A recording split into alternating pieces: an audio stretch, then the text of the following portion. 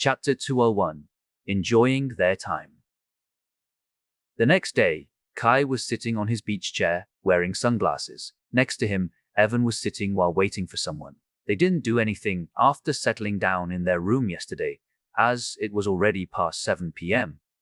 They had a simple dinner and prepared for today.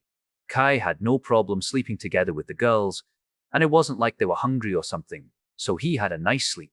They still needed medicines before doing it anyway, and they had yet to ask more from Rhea Ross. As soon as the sun was up, they arrived at the beach filled with people. This was the only beach open in this world, as it was protected heavily by the army.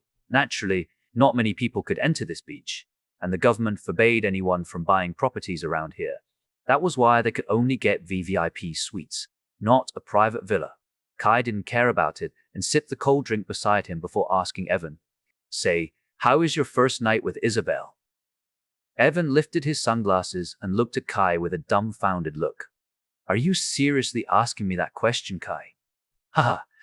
I'm just curious. I have been observing you from time to time, and the arrangement from your two families gives me the answer. It's not like you hate her, right?" Kai glanced at him.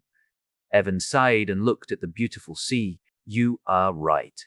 But it's a bit complicated between us, and I don't think I can't tell this even to you. Just consider us, no, me as a complicated childhood friend. I am just curious. Of course, I won't ask more." Kai looked at the girl. "You don't have any arrangements with her again. I mean, there are still a few attractions you can try.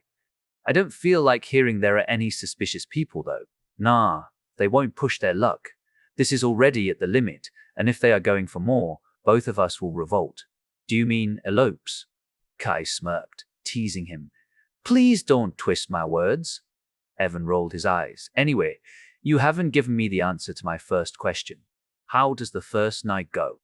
"It's a twin bed, right?" Kai rolled to his right and looked at Evan.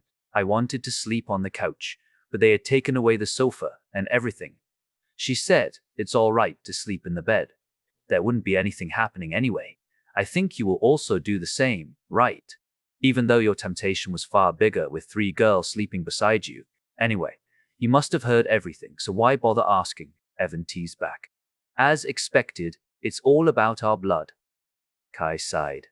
"As for the last question, I just feel like I can hear indeed, but isn't it more interesting to hear it from you personally?" "Yeah." Looking back at the failed zodiacs that we fought 2 months ago made me want to throw up. I couldn't imagine what I would see if I actually became a father. I felt that my answer was correct this whole time. Evan sighed and ignored the weird interest of Kai. "Government might not have the medicine, but my teacher can make one. Do you want me to recommend you to her?" "I would love to." Evan smiled before sighing. "But I don't think I will ask for one." Is it because of your past?" Kai asked. Michelle once told him that Evan and Isabel were bullied in the past because of their power. Only after they suddenly disappeared for a month did they finally transform and become like this. As for the details, it was unknown, and Kai didn't feel like digging too deep into his friend's past. "It must be Michelle who told you." Evan glanced at Kai before closing his eyes. "Well, I was bullied and got this power to shut those bullies. Our families were similar, so it wasn't like we could make a big war against them. It was different when I became a Zodiac. Their parents immediately transferred them to another school far from mine. I learned that 2 of them died in a mission 2 years ago. However, I just couldn't bring myself to feel sorry. I even thought served them right at that time. I was that cruel, Kai. That's why if you think we are not in the same line anymore, feel free to remove me from the group." Kai noticed that Evan didn't lie. "That was cruel. I would probably do the same since I am a pretty vengeful person. As long as you don't do anything to my family and the girls, I won't do anything to you." The corner of Evan's mouth raised a little as he said, "Then happy cooperation until graduation, Captain. We will see if we are still together after graduation." Kai nodded with a smile before teasing Evan again. "You talk like a gay though, oi. Anyway, feel free to let me know if you want medicine. I will inform my teacher about it. You are my friend after all." Evan closed his eyes, not saying anything, but deep inside his heart, he was moved. Kai then rose and looked to the side, finding 4 girls. Michelle wore a simple black bikini, showing her smooth skin. Ayaka was wearing a jacket right now, while Tasha wore a one-piece short white dress, coupled with a big round hat.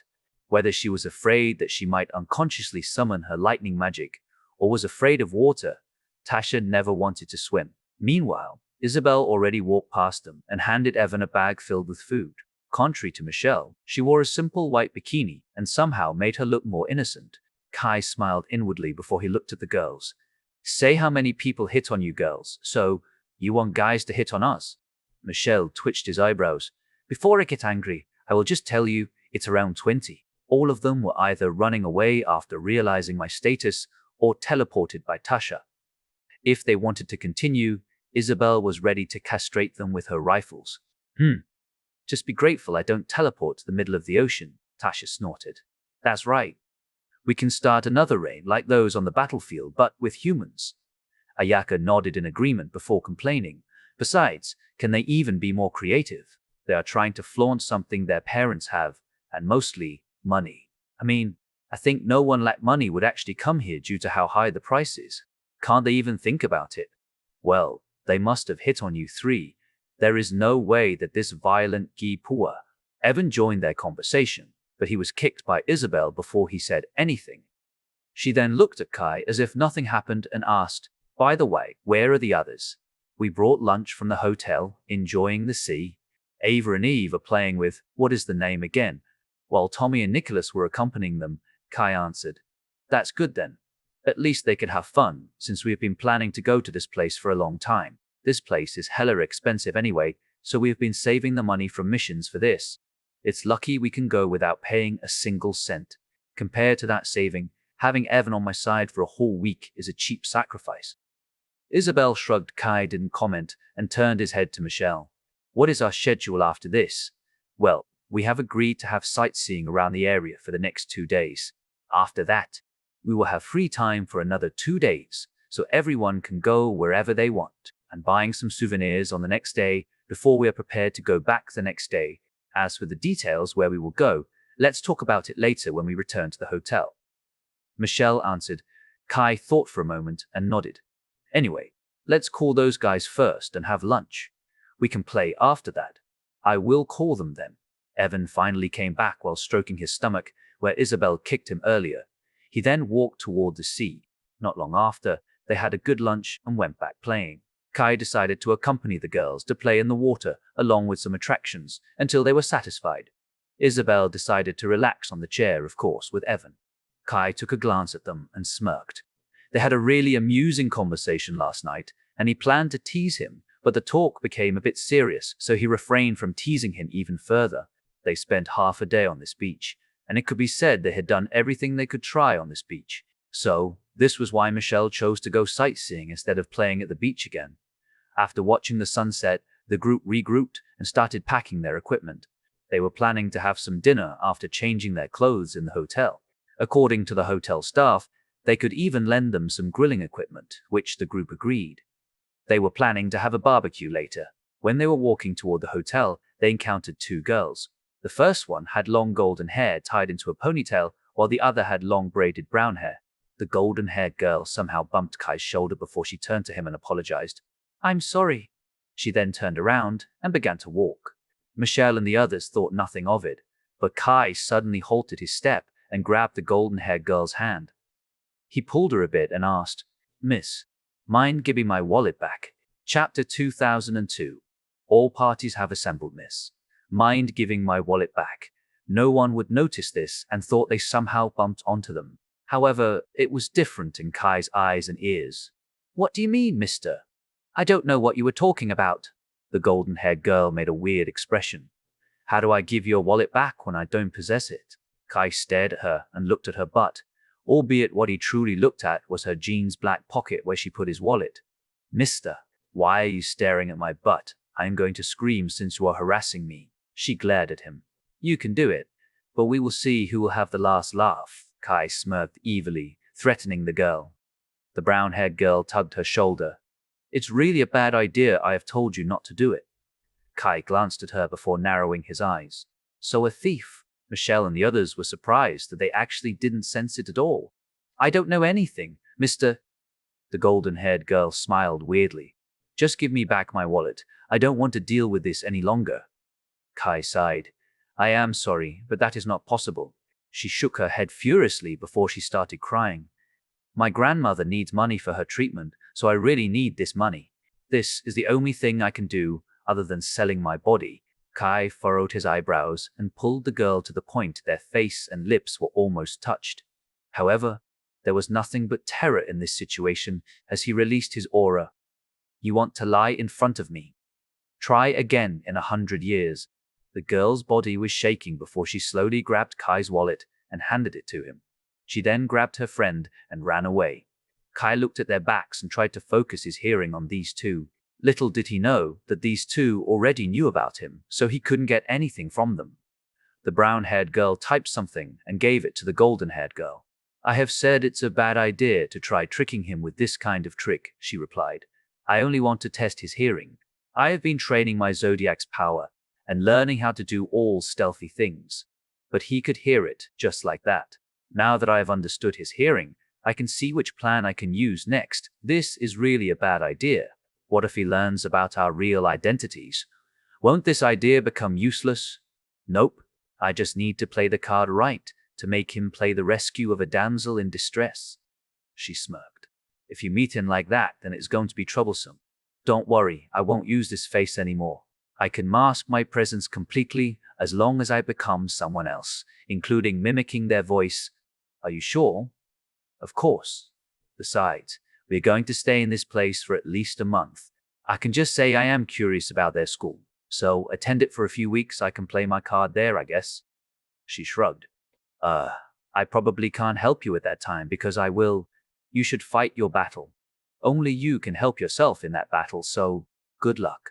I will be waiting for you. Yes, then we will go to the beach again tomorrow. Understood. After conversing with texts, they nodded and walked back to their hotel. Meanwhile, Kai and the others had changed their clothes and enjoyed their dinner in the private garden. Still to think there was a thief that dared to steal from you. She had picked the wrong opponent. Michelle laughed. Kai looked at her and nodded. He didn't utter a single word, as if he had something in his mind. That's right. Luckily, she is not going to jail because we are on vacation. Though I can understand why there is a thief around this area. After all, this place is filled with rich people. Isabel nodded. True enough. If I am a thief with high skill, I will surely go around this area. Evan nodded in agreement. Tasha, who usually commented, stayed quiet and observed how the situation unfolded. Kai paused for a moment and sighed. Don't you think that she was too high-skilled? I mean, she managed to steal my wallet without anyone noticing, and you guys are proud of yourselves as being powerful students in the academy. If she stole something important from you guys, what would you do? They were stunned and wanted to be angry. However, what Kai said was true. Even Michelle and Isabel looked down. Tasha finally broke her silence and asked, Your words don't seem to be light.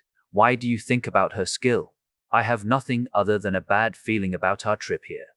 I feel like there is something going on, but I have no proof. Kai sighed. There was this hotel staff, while this girl suddenly appeared in this place. Although I could see she could steal in this rich area, I can't just see the reason for such a high-skilled person to choose us. It is harder to steal from many people, or you can say the risk is not worth the effort, especially if she only wants a single person's wallet. It's better to steal one from a single person or two, and can't you see how big the road was and how she purposely came to our way? Everything looked staged, but not for stealing. Kai's expression turned grim. Michelle and the others became serious as they recalled everything from the beginning. Anyway, this is a vacation. Our priority is to enjoy ourselves. As long as we keep vigilant, the other parties wouldn't try anything funny against the 10 of us unless they have an army. Kai clapped his hand, trying to soothe the situation again. That's right. Because you all are busy with a talk like this, that you forget we are grilling the meats. Anyway, I've put them on the plates there, so have a good meal. Michelle nodded and pointed her finger toward the plates on the table before she continued cooking the meats and vegetables. Kai took one of the plates and started eating, so the others could start as well. The others started eating, and the situation finally became cheerful again. Kai was feeding Michelle, who was busy cooking, while Tasha said she would do it. Michelle then flaunted on how she had been trained by a famous chef, and Tasha could do nothing because it was indeed far more delicious than her. Ayaka was giggling on the sideline as she watched how these three acted. The twins were feeding each other while Tommy and Nicholas had a drink a bit farther from them. Meanwhile, Isabel was stealing Evan's meat the whole time, leaving the person with nothing but vegetables. It was an enjoyable feast, and the group finally decided to go back to their rooms after having some fun. When they arrived at their rooms, Kai was taking a bath while Ayaka was buying a drink. Meanwhile, Michelle walked to the balcony outside their room. She found Tasha, who was looking at her communication device intensely. "Tasha, what are you doing?" Tasha turned around and smiled. "Nothing. I am just taking a breather from earlier." True enough. Although we don't know if it's only Kai's feelings or it's actually real, we should stay sharp. Michelle sighed and reflected her action. "I just want a normal vacation where I don't need to think about this complicated thing. But it seems I have made trouble for Kai, haha." "It's fine to relax like that. I also want it," Tasha chuckled. "Still, I feel like this trip is going to be horrendous." True enough. The only thing I want to know is, who is their target? The first name that came to our mind would obviously be Kai. You must know it, right? Yeah, but we shouldn't focus on only him and see the bigger picture. There is also a chance of Evan being the target too. Remember when we were searching for the terrorists back then? Of course, Tasha nodded. Anyway, we shall enjoy ourselves while still sharp to our surroundings. We don't want them to take advantage of our situation after all. You hear me too, right, Kai? We are here to enjoy ourselves, so think about it as a secondary. Don't forget, 4 of us will have a date starting from tomorrow. Michelle smiled and closed her eyes as she took a seat and relaxed. At the same time, Kai also smiled while showering. Inside a small house in Philadelphia, a man wearing a white laboratory coat laughed. "Haha, this week is going to be a happy one.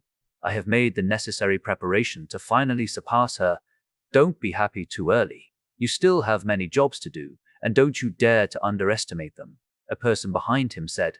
This person could appear like anything but human. He had a weird body built while holding his golden trident. "If I manage to kill Kai Carter, I can get a bottle of your blood, right? Or if I can kill his friends or girls, I can get another bottle, right?" This green-haired guy looked back and smiled evilly. "We never break our promise. As long as you can do it, the blood is yours." "Great, great." He hugged himself as if he was horny before he looked at the ceiling, like he was in ecstasy. "If I have that much blood, my research will surpass her. Haha, just you wait. In 5 years, all of my achievements will replace yours, Ria Ross." Chapter 203. Meet Sophia Campbell. Kai was already aware that there were many parties that came to Miami at this particular time, but he didn't want the girls to be disappointed and returned without having fun. Hence, he asked Michelle and the others to choose the places they wanted to visit and followed the schedule. He simply wanted to trap the other parties to make a move first and destroy them. The next day, they went inside the car with another hotel staff that was supposed to be their driver for today. Kai was curious about where the previous hotel staff was. After all, he was very suspicious, at least for Kai. Kai let out a sigh of relief when he realized there was nothing wrong with the new staff this time, so he kept his calm and played with the others. The chattering filled the car for an hour before they arrived at their first destination. Like how students would behave, they were enjoying everything and walked around the street while admiring the different types of beauty from their homes. Picture after picture was taken, and it was a great time for them. They went from one place to another place and took some pictures and enjoyed the food. The Eagle group also had fun on this trip, which was excellent, and somehow Evan was closer to the Eagle group on this whole trip. Not that he cared though. After all, his hand was full of the girls, while Young family and Fisher family wanted them to become a couple. Kai ignored them and enjoyed his date with the girls. Little did they know that there were 2 people who got frustrated after miscalculating their plan. KH. To think he changed his plan as soon as he met us. Sophia had undone her mimicking ability and let loose her white hair while slamming the table. "I don't think they are changing their plan. I mean, this city is highly known because of their beach, but playing on the beach for days will make them bored. That's why they might want to see around the area first before coming back to the beach," Sophia pouted. "Although young lady has learned about mimicking ability and has a high skill on espionage, reconnaissance is still your weakness. That's why I will try to search for him after this and speculate their next course. Of course, I will be careful not to have him spot me. I might probably only use the cameras around the city. That's good, as expected of my Julia. Sophia nodded with a smile. Haha. By the way, he must be suspicious of your identity, young lady, Julia said as she worried about her. Don't worry. I purposely did that because I wanted him to notice me. You could say that I intentionally throw the bait while risking my fishing rod to get dragged into the sea by the big fish. She smirked. Since you have calculated and thought about your action, then I will stop worrying about it. Julia sighed. Sophia gave a thumb up. Anyway, your father is the representative this time. So do you want to meet him later? I think he will reach this base in 4 days, right? Yeah, but I don't plan to meet him. Julia shook her head. Unlike young lady, my family doesn't need me, and I've been living a miserable life before young lady asked me to be your attendant. That's why if I can really become a Zodiac, I will still be a part of the Campbell family, not Pearson family. Julia recalled where her family abandoned her and sighed. Sophia scratched her head, thinking she just asked an unnecessary question. I am glad to have you as my attendant, and I really mean it. You might not have a powerful strength right now, but that's why we are going for the Zodiac. If I am not wrong, the blood is coming from a scorpion, and the ability you will get most likely to be a sand manipulation. I hope you can level up your earth element magic and increase your magic power. At the very least, you should reach B rank or A rank. Julia smiled genuinely in front of Sophia. After her mother died, her father looked as if he hated her. It was simply because she reminded him of her mother that he loved so much. Her death was very painful to him, to the point he wanted to forget her. That was why she never met her father after that and ran away from home. Along with her measly E rank, no one cared about her, as all her brothers and sisters were C rank magician at the lowest. And only after becoming Sophia's attendant that she finally restored her life. Julia felt she could endure everything, including all the pains of training and the pain she would feel later for Sophia. Sophia herself didn't really have an attack power other than her magic, or using her exoskeleton. That was why she became her role model. She wanted to be like Sophia and assisted her whenever she needed her. Yes, I will do my best, young lady. Julia smiled. Come on, I told you to call me Sophia in this base to make sure no one's suspicious of our identities. Sophia crossed her arms. Sorry, Sophia, but Julia smiled before looking at her screen. I will start searching for them by hacking the city defense. Sure. Sophia nodded with a big smile. If only Evan knew about this, he might be able to repel her or track her down. Unfortunately, there was no big expert like him in this city, as most of them were working under the central government. That was why Julia could get free rein in this place. 2 days later, they finally had finished their tour around the city and decided to go to one of the famous markets. They found this place yesterday and decided to buy their souvenirs here. Kai was smiling all the time while shopping around the marketplace. Of course, the money came from their own pocket. With so many big missions they completed, they had no money problem right now.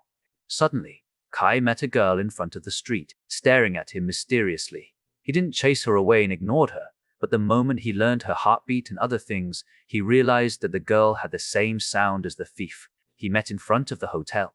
Unlike the previous golden-haired girl, the girl had long blue hair running through her back. Kai only took a few seconds to realize and quickly tracked her down with his ears. Sorry girls, I need to go to the toilet for a bit.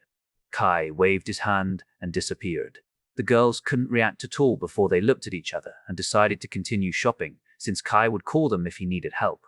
Meanwhile, Kai was following the blue-haired girl until she invited him into a dark alley. He walked slowly toward her as his footsteps echoed inside this narrow alley. So, what is the purpose of you following me? What are you talking about? The girl turned around and smiled innocently. You are the one following me. Are you planning to rape me in this dark alley? Kai looked at her eyes for a few seconds and let out a long sigh. Put down your pretense. I know that you are the same person as the golden-haired thief that I met a few days ago. Do you think I won't notice? No, I should say you shouldn't underestimate me. The girl's sweat dropped as she finally realized how terrifying Kai's hearing was. Hearing her heart skipped a beat, Kai continued, Still, the ability to mimic someone's face. That is really convenient, even more so when your voice is also changed. Unfortunately, I can still find some similarities with your voice a few days ago. So, Just drop your pretense, Sophia Campbell. No, Gemini. She smiled and clapped her hands. Truly remarkable, Kai Carter. To think that you are still beyond the report that I read, really impressive. She wanted to play innocent for a while, but she realized it would just make him mad because there was no point. She decided to reveal her identity and undid her ability.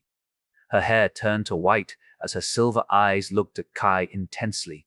Coupled with her fresh short-sleeved white shirt and black miniskirt, she looked as pretty as Michelle and the others. Nice to meet you.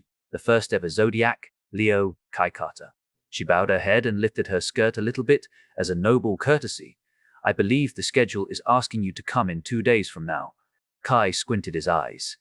There is nothing wrong with me coming here ahead of schedule, right? The money also came from my own pocket. Sophia smiled and narrowed her eyes. So, you wasted that much money to stalk me. Your life is indeed a luxury. Ho ho. I won't take it that way, but it's certainly a luxury. You can enjoy this type of luxury too, you know. Sophia indirectly admitted her intention by not answering his question. I don't need that kind of luxury. Kai shook his head. He didn't reject the luxury, but the restrictions of that luxury. He didn't want to trade his freedom with that, especially if he needed to leave Michelle and the others behind. It seems Mr. Kai Carter has a problem with this. That is not something I should share with an outsider. Kai waved his hand calmly. Indeed, I am only an outsider right now. But she suddenly appeared right in front of Kai and threw her fist right on his abdomen. Kai looked at her coldly, and bam. Chapter 204. Sophia Campbell Bam. Sophia launched a surprise attack, trying to test Kai's strength. She shook her head after feeling that her attack hit him. It seems you are still so-so. So-so. Kai's cold voice resounded in her ears.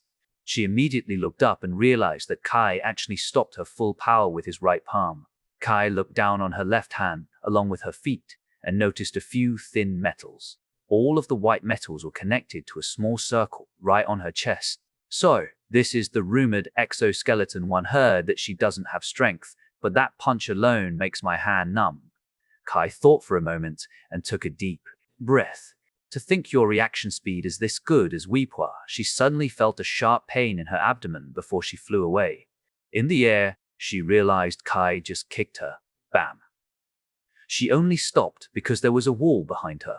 Luckily, she managed to react earlier and summon the exoskeleton around her abdomen, preventing all the attacks from going through her body. Kai suddenly appeared in front of her and pointed his sword at her.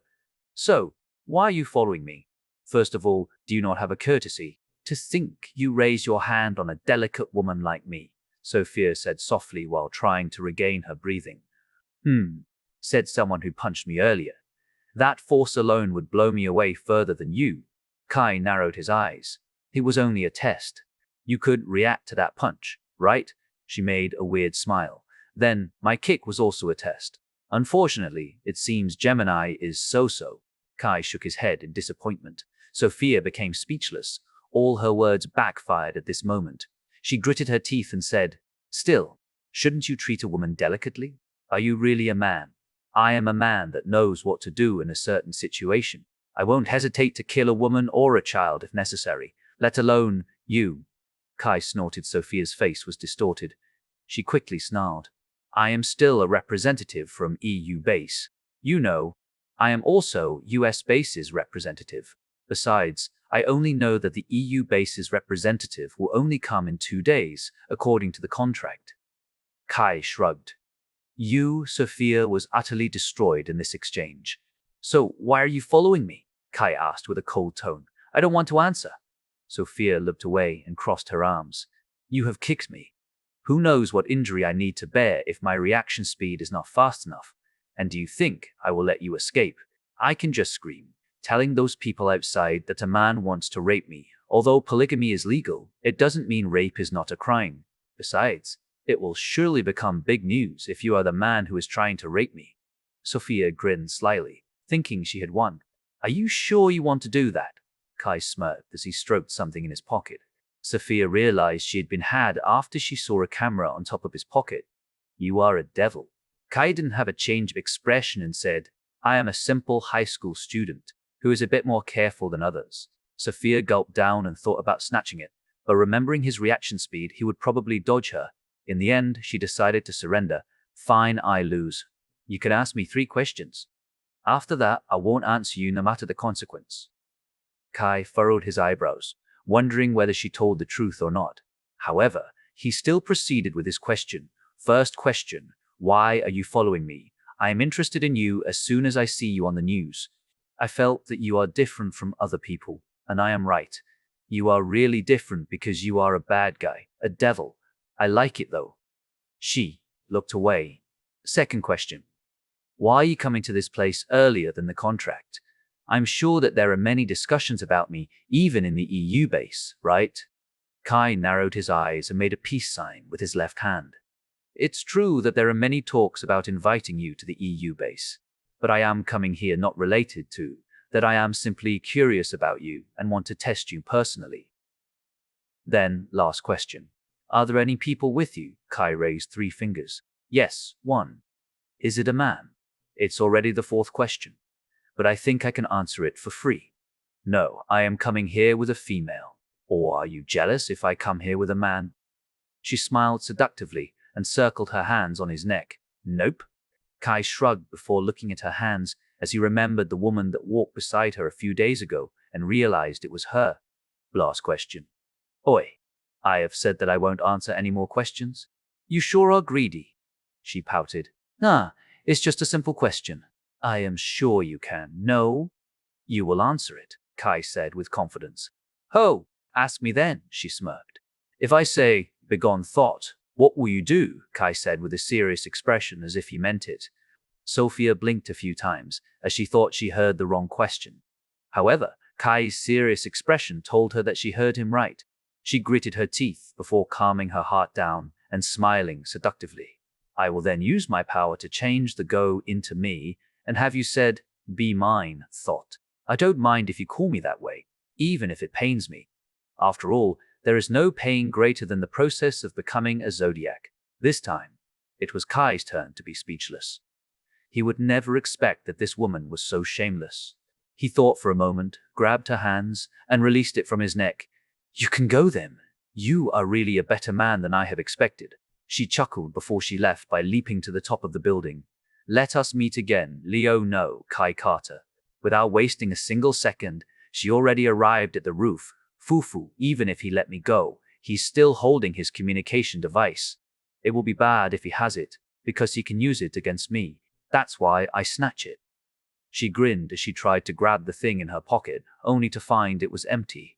Sophia abruptly stopped as she checked all over her body and realized that she didn't have the communication device, he bastard. On the other hand, Kai sighed and looked at his communication device in his hand. Idiot. I can still hear you too, or are you trying to make me mad? Anyway, now I know that there seem to be 2 parties that come to this place. Although I have yet to confirm if the hotel staff is really a spy or something, I need to be wary against them. He put the communication back into his pocket, came out of the dark alley and went back to the girls. Have you finished your date? Michelle asked casually. Kai widened his eyes in surprise. Did you see it? No, I just saw that you were pursuing a woman earlier. She shrugged. Kai sighed and told the truth. Michelle and the others furrowed their eyebrows when they heard this matter. Tasha, we have been neutral in the past few months. Do you think it is possible to create an alliance for this? She glanced at Tasha with a cold tone. No need to say it. Even if I am at war with you, we can. Tasha nodded a few times. Then, I think our next action has been decided. Yeah. She could even call herself a thought. This might be a powerful opponent. Tasha narrowed her eyes. I think it's fine to give her a chance. My case is the same after all. Ayaka sighed. I was immature back then and could only become his burden. Michelle and Tasha dragged her away, leaving Kai alone. First of all, she said that she would change the goal to Mai's. It means she is going to haunt Kai like crazy, like she said she would change. Begone thought to be mine thought. Isn't she a pervert? Michelle gritted her teeth. That's right. If we let her do whatever she wants, there is a possibility of Kai going to the EU base. Even if he is not. Are you sure you can do it with a pervert? I am asking you about the future. Like I said, I was also such a case. If not because of his kindness, I wouldn't be here by his side. Ayaka sighed. You are different. At the very least, you were useless, not a pervert. Michelle rebuked her. Ugh, now that you say it, it really hurts. Ayaka looked away. I said with the past tense, since you are not right now. Then, isn't it also possible for her too? Ayaka tilted her head in confusion. I could change my characters means she also can. Michelle and Tasha started losing in arguments before Michelle thought of another thing. There are already 4 women in his heart. If we add another more, it will be harder to have time with him. That. Ayaka looked down, finally getting baited. I still think I will let Kai decide. As long as her personality can change, I think I will be fine. Michelle and Tasha looked at each other, wondering how they should persuade Ayaka. After thinking for a while, they couldn't come up with a single idea and decided to retreat. We will talk about it again in the future. Chapter 2005. Emergency Situation. Their peaceful day didn't last long. After dealing with Sophia Campbell, another problem arose. However, the scale was far different. If the first time it were only Kai's problem, this time the problem would involve the entire city. Thuwood. The siren resounded across the city as they announced, "Emergency, emergency. All citizens around the beach shall come out and take refuge in the city center. All soldiers and magicians in duty or not, please report your status to the military base. There is an incoming horde of magical beasts." It took a while before the panic started to happen. Kai gritted his teeth and quickly located Evan and the others. This way. Kai led the girls, passing countless people before they reached Evan's group that had yet to move from their spot. They chose a store to wait for Kai. I am sorry, Kai. It's better to stay in this shop when the city is like this. Evan apologized. It's fine. It is easier to come to you like this. Kai waved his hand as his expression turned serious. Why would it happen at this time? I don't know, but we probably should go to the military base. Michelle tapped Kai's shoulder. Kai glanced at her, thought for a moment, and nodded. All right. It's better to check the military base to get more information. Hey, who wants to bet Kai would participate in this battle as an officer? Michelle grinned, trying to brighten the atmosphere. What to bet? Evan asked. The one who loses will need to cross-dress for an entire day tomorrow, Michelle stated. I am choosing that Kai would surely participate as an officer. Evan bet without hesitation. Chi, I also bet Kai would be an officer this time. Michelle gritted her teeth. Surprisingly, everyone turned out to bet the same option because it was clear as a day. Kai twitched his eyebrows as he commented, Why would all of you believe I will get the position? Come on, Kai. Are you pretending you don't know? That's right. Though, since the bet has become this way, we can only cancel the bet. Yeah. The people will start decreasing in 2 minutes, so we will rush to the base after that. Kai let out a sigh before looking at Tasha, who was fiddling with her device. If you want to go to the base, we can simply ask Tasha to teleport us. They had the same thought from the start and only joked to brighten the mood.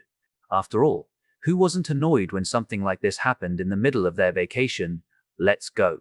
Tasha put down her device and snapped her finger, creating a magic circle underneath them. They then disappeared from the crowd. Meanwhile, Sophia also got this information and furrowed her eyebrows. What is this? Sophia looked outside the window of her hotel and sighed. Let's go to the military base. Julia thought for a moment. Are you sure? Wouldn't they know we're here ahead of time? It's fine. Besides, we can use this opportunity to make them owe us. They won't be able to attack us or anything if we participate. Sophia nodded.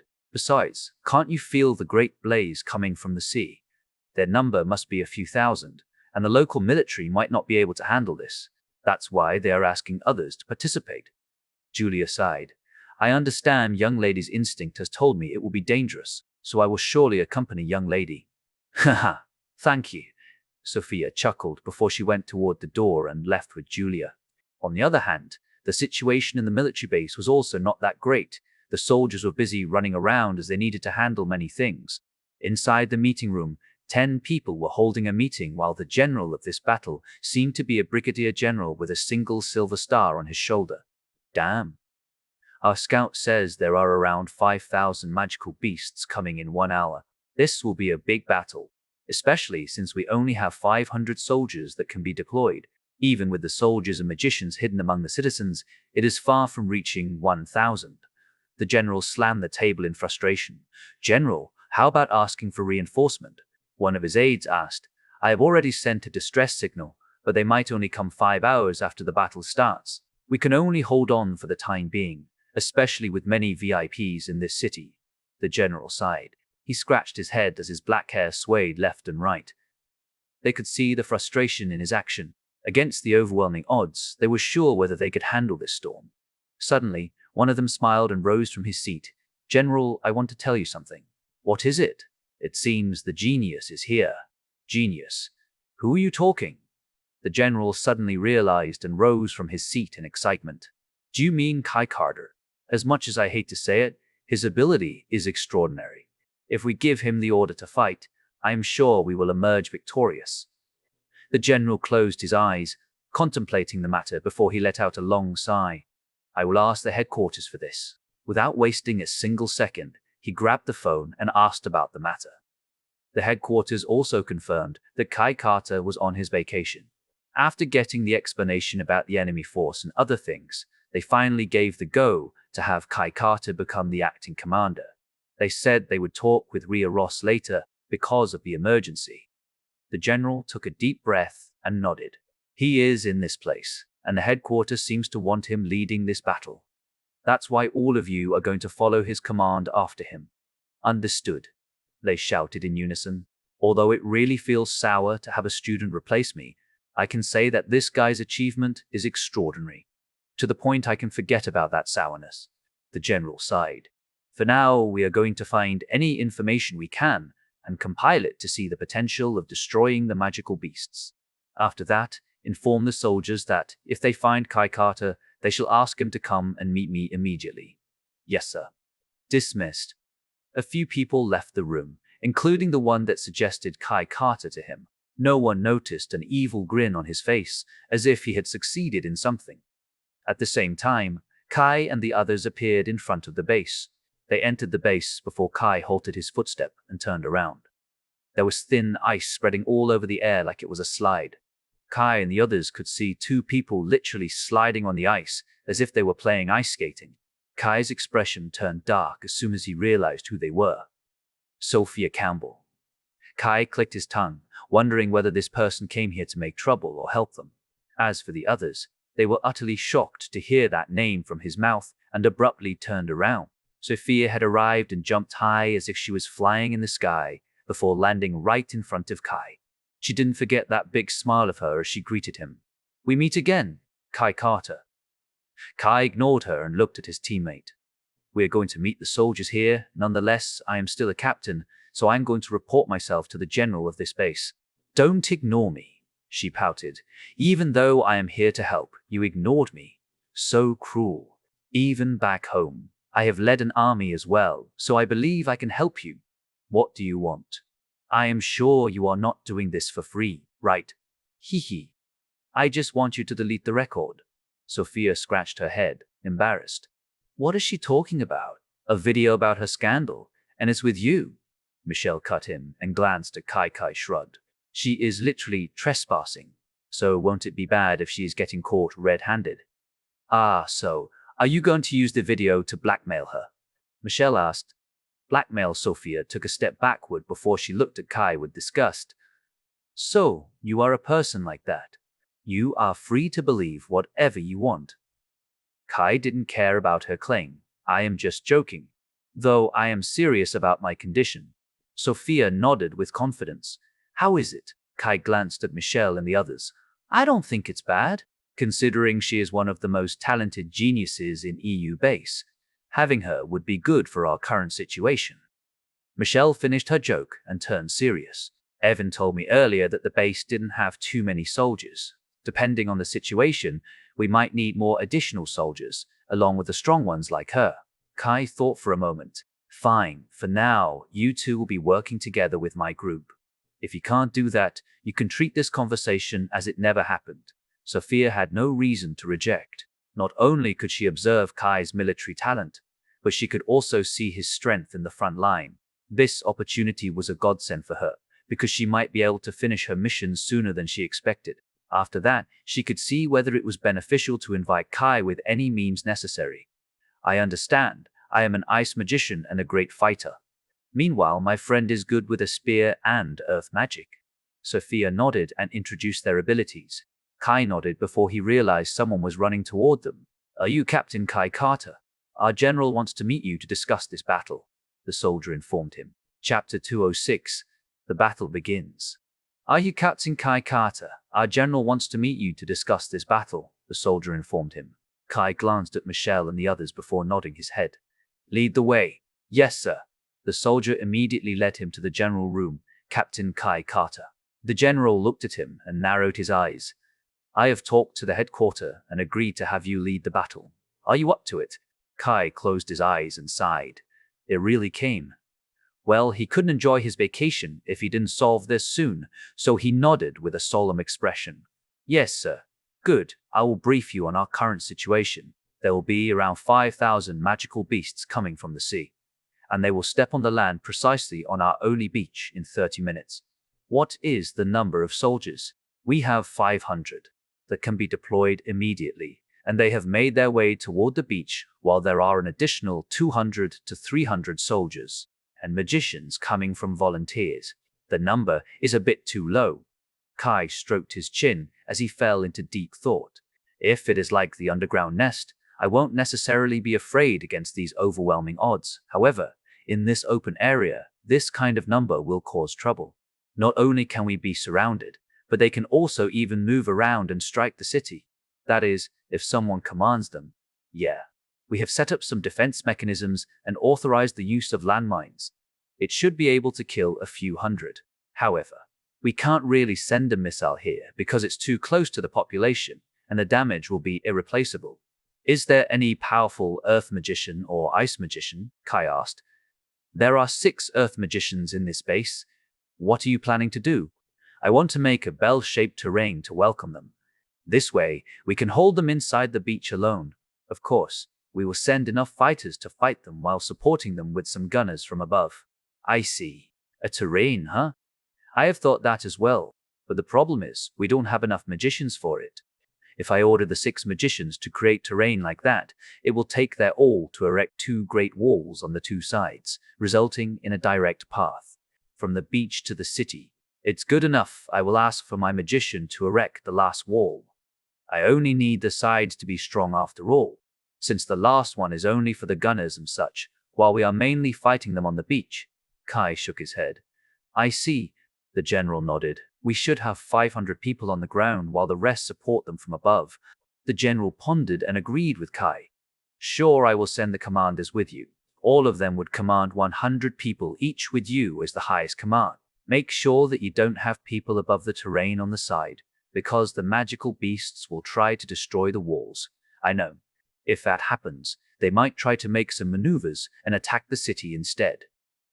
This defensive battle will only last around 5 hours before the reinforcements arrive. I understand. I will try minimizing our loss. Kai nodded. I will let you do the rest then. The general stood up and saluted. I, Brigadier General Abek, command you to lead the army to fend off 5,000 magical beasts. Kai saluted as well. Yes, sir. Kai then went out while pondering the matter, before he realized there were 3 people coming toward him. Sir, we will be under your command in this battle. I am Silver, and they are Gillian and Alec. We will command 100 people each. Should we move out right now? We are tight in time, so we will head out immediately. Have the others move out. I will talk with my friends first. Understood. The trio quickly left him. Kai then walked outside the base and met Michelle and the others. How is the situation? Michelle asked, while the others paid attention. Not good. They are coming with overwhelming numbers, and we have many limitations in this place. Kai glanced at Evan. I am still pondering where I should post you.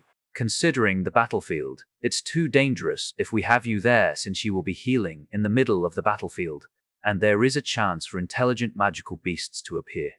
Should we set up a medical route to the base? Evan asked. I can stay inside the base and heal them.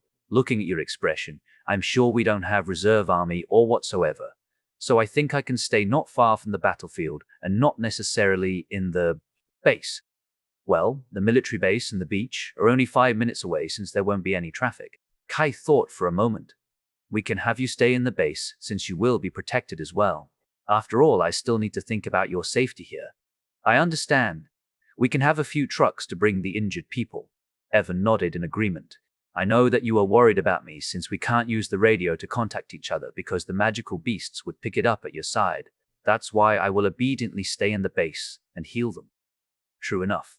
True enough. We will create a hole. Kai fell into deep thought before realizing the previous 3 people had come to him. Sir, everyone is on the way there. We are waiting for you and your group to board the last truck. How many trucks do we have? Kai asked. 20 trucks. All of them can hold 20 to 30 people in one go. Kai thought for a moment and nodded. That means we can transport around 50 people lying down in one go. Have the trucks all stand by on the battlefield. I have a use for them. Understood. All of them will come together with us. Let's go then. Kai nodded as the 3 commanders led them to the truck. Sophia didn't say anything this whole time and observed Kai carefully. She was curious about what kind of tactic Kai would use in this situation. They went toward the beach again and arrived at the temporary base where the soldiers were gathering. I want the 6 earth magicians to erect 2 tall walls on 2 sides, as we will use it to make a bell-shaped terrain. Kai started instructing the commanders according to the plan he came up with earlier. The commanders had no qualms about his strategy and quickly commanded the soldiers. Meanwhile, Kai looked at Nicholas and asked, "Can you erect a wall to separate the beach and the city? I don't need something strong, I only want a tall wall." Nicholas thought for a moment and gritted his teeth. "I want to say yes, but I am afraid I don't have enough magic power to do that." "I can help you if you want, you know." Sophia finally joined their conversation. "I am an ice magician, while Julia is an earth magician. We can help him erect a wall." Kai narrowed his eyes. He didn't really want to rely on outsiders like Sophia and Julia, but their situation didn't necessarily allow him to do so. "I understand. I will need to ask for your help. I have said that I will help you in this battle, and you will then delete the record. We have a deal, remember?" She grinned. "Fine," Kai sighed. Rumble, rumble. The ground started rising and made 2 tall walls on their left and right. Sophia looked at Julia and Nicholas. "We should start as well?" "Wait, Nicholas." Kai stopped him and whispered something in his ears. Nicholas opened his mouth and nodded. "I understand." They then made a huge magic circle, and a wall slowly emerged from the ground. "Have the soldiers climb according to the plan," Kai commanded. As soon as they heard the order, the commanders and soldiers started moving according to the plan. They also noticed a small hole in the bottom of the wall that Nicholas made. It was a small hole, but it was enough for many people to fit in. This hole's purpose was to let the others pass by, not only before the battle, but also after the battle started, especially for injured people. Kai had instructed the soldiers to have 20 people stand by around it to carry the injured people to the trucks, and Evan would heal them in the base. With this, Kai had no worry about leaving Evan alone, considering the general stayed in the base as he was working on the miscellaneous things. "By the way, where would we go?" Michelle asked. "Tasha and Isabel will stay here while the others will follow me to the ground." Kai then looked at Sophia. "I don't know your fighting style and your friend, so what is the best course for you? I will be staying here since I can rain them down with my ice magic while Julia can follow you." Sophia nodded. "All right." Kai nodded before looking at Julia. "For now, you can follow me from behind, I understand." Kai then jumped off the wall along with other people as the commanders came to him as soon as he landed. "They will come in a minute, sir. We have prepared everything possible and only need to receive it." "Thank you." Kai nodded and looked toward the sea. He jumped off the wall because he already heard that they would arrive soon. Rumble, rumble. Chapter 207. A Warfare Prodigy. Boom, boom, boom. A series of explosions echoed through the beach as many magical beasts were utterly destroyed by the landmines. The first wave of landmines has exploded. "We managed to kill 150 sea creatures. The report came right after go according to the plan. We will only charge after all 5 waves have exploded," Kai instructed them. The commanders went to their positions as they waited for their turn to come. The sound of explosions began filling the battlefield as they saw how the landmines blasted the giant sea creatures into a few parts. At the same time, it also dyed the sand with their red blood and filled the air with the pungent scent. The third line of defense exploded. The fourth line of defense exploded. Last line of defense exploded. Sir, we have killed around 600 magical beasts with 5 of them and somehow slowed their advance. At the very least, we are only outnumbered 8 to 1. Are we going to attack them? Wait. Kai shook his head while waiting for the magical beasts to reach deeper according to what he envisioned earlier. I am going to send the signal later. I understand. The suspense was killing the soldiers as they were wondering when they would start charging to these magical beasts. Kai narrowed his eyes and focused his ears, trying to calculate their number and position. After around 30 seconds of waiting and planning, Kai opened his eyes wide. Move out! Kai shouted toward the soldiers as they made their way toward the magical beasts like a spear. 300 soldiers were penetrating the enemy rank in a single line, while the others were holding the rest to make sure no one passed them and entered the city. As soon as he ordered the army to rush, Kai ran with speed far faster than the rest, making a distance a few meters from the soldiers. The soldiers were gasping as they never saw it coming. For a student to lead a charge into thousands of magical beasts, only an insane student would do it. Yet, there was a strange sensation in their heart that somehow energized them as they kept running toward the magical beasts. Kill them all! Kai roared as he reached in front of their ranks and slashed his swords, cleanly splitting the huge crab into 4. Once again, the soldiers were shocked. They might need 1 minute or so to kill a single magical beast, but the person in front of them actually managed to do it in a single swing. What kind of power was that?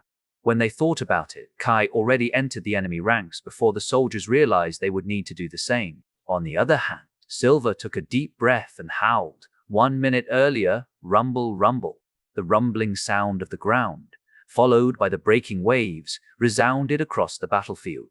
The soldiers started clenching their weapons tighter as they watched the magical beasts emerging from the ocean. They have come. Kai took a deep breath as he ordered the commander. Because we don't have too much space, we will use the general strategy of the front line. First, we're going to penetrate their ranks from the middle before eliminating the left and right sides while using the wall to our advantage. Then, we will retreat and do the same strategy again and again. As for the proportion, I will split the army into 3 groups. The middle army will have 300 people, while the left and right armies will have 100 each. We understand. The commanders nodded before one of them asked, But sir, if the left army and right army are going to hold the army, we need the middle army to have the most piercing power. Who will be the ones actually commanding the middle army? Isn't that obvious? Kai smirked. Remembering the question in their heads, the commanders clenched their weapons even tighter. Never would they expect that a student could say that, but the face of Kai was still implanted strongly in their mind and might not be able to fade away. It was a face full of conviction and confidence. Kai looked at the 3 of them and said, It shall be me. It sent a shiver down their spines, even until now.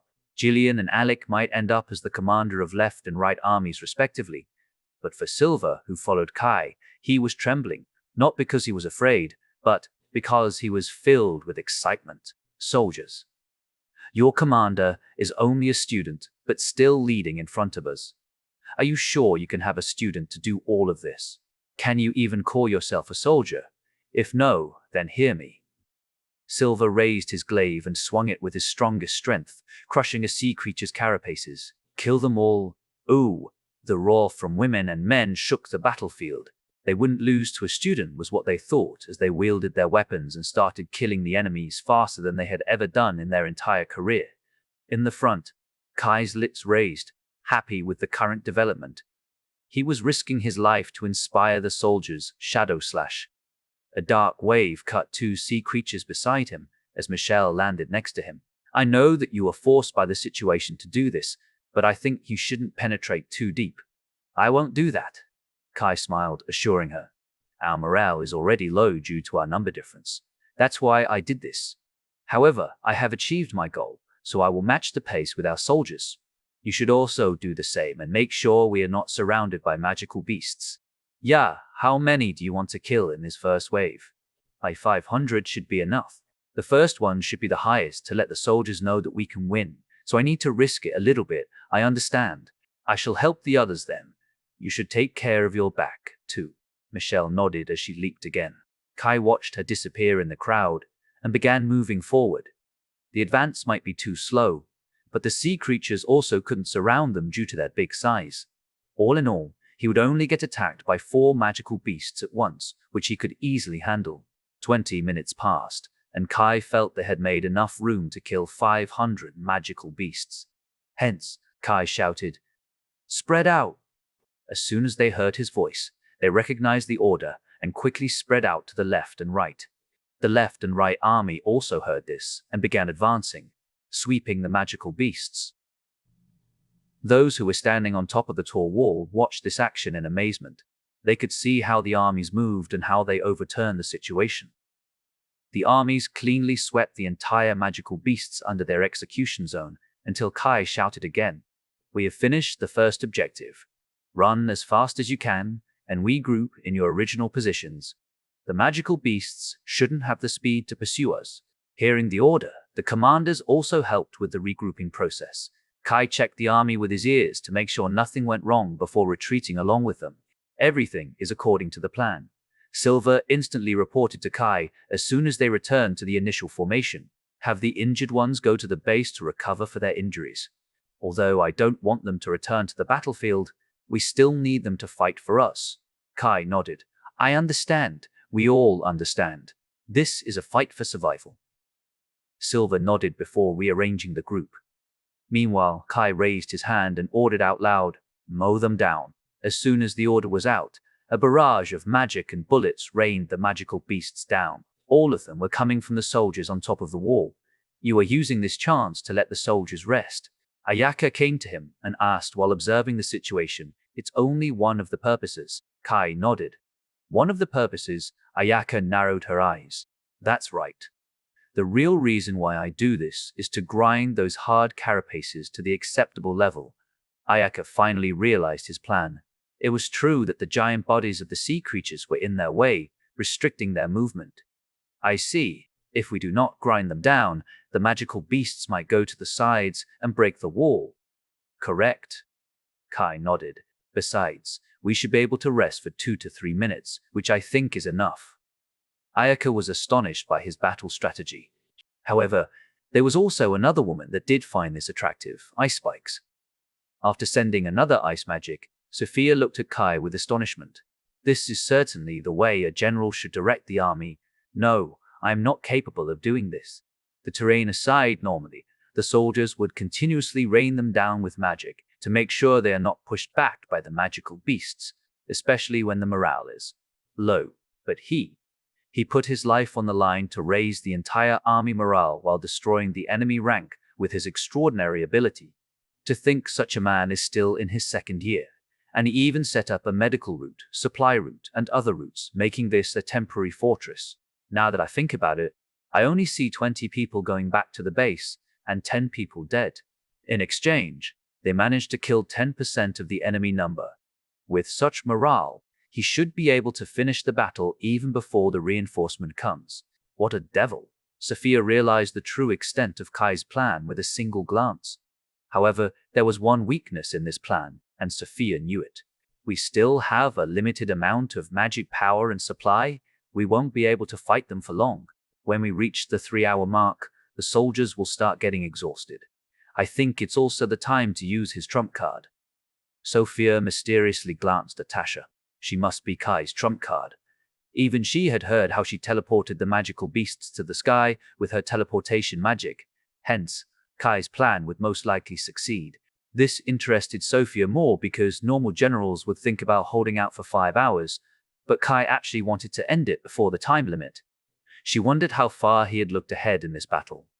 Although she didn't want to say it, Kai Carter was indeed a warfare prodigy. An EU base really wanted this type of talent no matter the price. Unbeknownst to them, they actually had another problem, not on the battlefield, but in the military base itself. Chapter 208: A Sneak Attack. Inside the military base, the Brigadier General, Abeg, was checking the documents and other miscellaneous things before a person came inside the room. If he weren't occupied by his work, he would realize this person was the one who suggested putting Kai on the battlefield. He brought a cup of coffee and put it on the general's desk. "Here is your coffee, General. It's really hard work, huh? Working in a base like this." "Thank you." Abek thanked him while his eyes were still glued on the papers. "Well, how long have you been working in this base?" "There are many VIPs around this area, so I should do some paperwork for the time we used to repel the magical beasts, along with the apology and so on. Even though I want to head the battlefield myself, I simply can't." "True enough. Luckily, we have Kai Carter this time to lead the entire army. I saw the first truck coming back with a few injured people and asked them about the battlefield situation. Can you believe that we actually killed more than 1,000 magical beasts in the first few minutes? With our mines, I never thought they would be that effective." Abek shook his head in astonishment. "I can say it's about 60%, but the rest is the result of the first assault. How many people got injured? We don't know yet, but according to their speculation, there are no more than 50 people. Are you serious?" Abek was shocked as he unconsciously put down his pen and looked at him. "It's the truth. In addition, we have Evan Young on this base. Most of the soldiers can go back and fight again after he heals them." Abek lifted his eyebrows as he was overwhelmed by emotion. He was too happy and excited, albeit no matter what he did, he couldn't head to the battlefield right now. I still need to head to the shelter to apologize and finish all the paperwork. It sucks to be stuck in this base." He drank the coffee to calm his heart and looked at his paper again. "Anyway, I couldn't be happier to see the development. I will just believe in our soldiers." "That's right. I want to ask General for another thing." Abek looked at him while furrowing his eyebrows. "I am too busy to answer. But since I am in a good mood, I will answer one of your questions." "Thank you." The man nodded and smiled. "I want to ask, if this base doesn't have you, what will happen to this base, to the VIPs, or even to the soldiers?" "What are you talking?" Abek suddenly spat blood as he clenched his heart that suddenly hurt. In an instant, he looked at the coffee and realized what just happened. "You bastard!" Mustering the last bit of energy in his body, Abek tried to attack the man, only to be stopped effortlessly, and the last thing he saw shocked him. Unfortunately, his mind already went blank as he fell to the ground. "Died, hee. We are the second generation of humans. It's our luck that he found us and granted us this power." The man smirked as his hand changed into a bare hand with brown fur covering it. He thought, "Do you know that we are getting offered by an existence that the government has hidden from us this whole time? According to that person, we can turn into magical beasts and return back into a human after he learns the secret behind the so-called Protector's blood.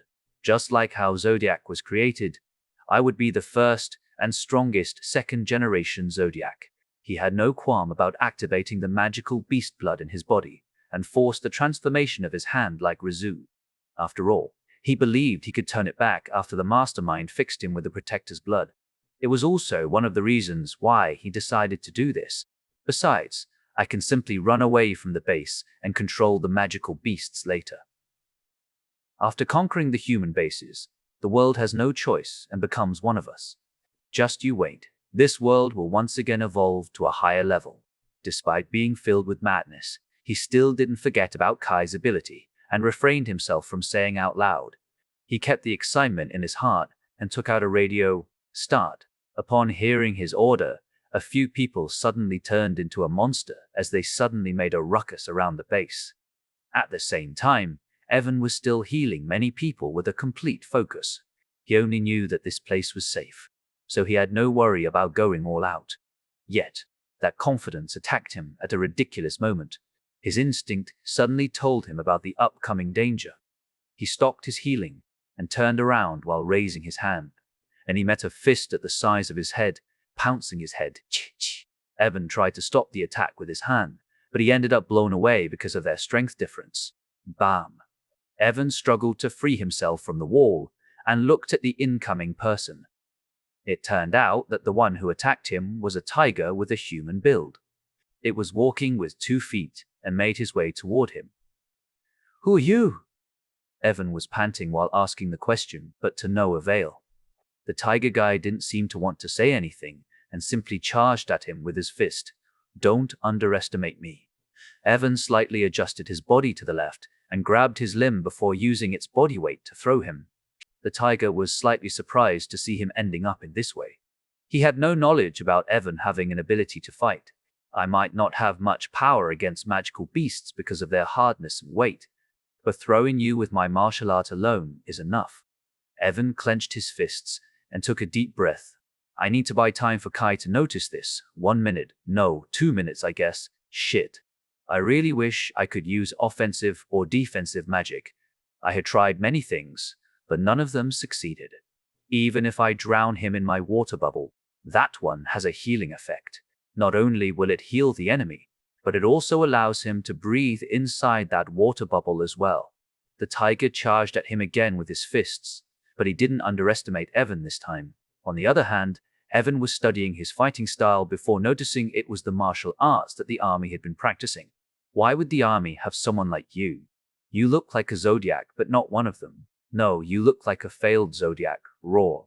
The tiger was angry when Evan said he was a failed zodiac and stomped the person lying on the ground. Evan furrowed his eyebrows and decided to charge at him. The tiger seemed to read his mind and threw another injured person at Evan Cage. Evan was surprised and caught the injured person, but that cost him many things. The tiger person didn't waste a single second and struck Evan by striking the injured person. The force was transmitted to Evan as well before he suddenly fell down to the ground, and another punch arrived. Pooah. That strike alone broke a few of Evan's ribs, while instantly killing the injured person. Heal. Evan immediately regulated the water in his body to heal all his injuries. The human body consisted of up to 60% of water, so he could heal himself without summoning a water bubble.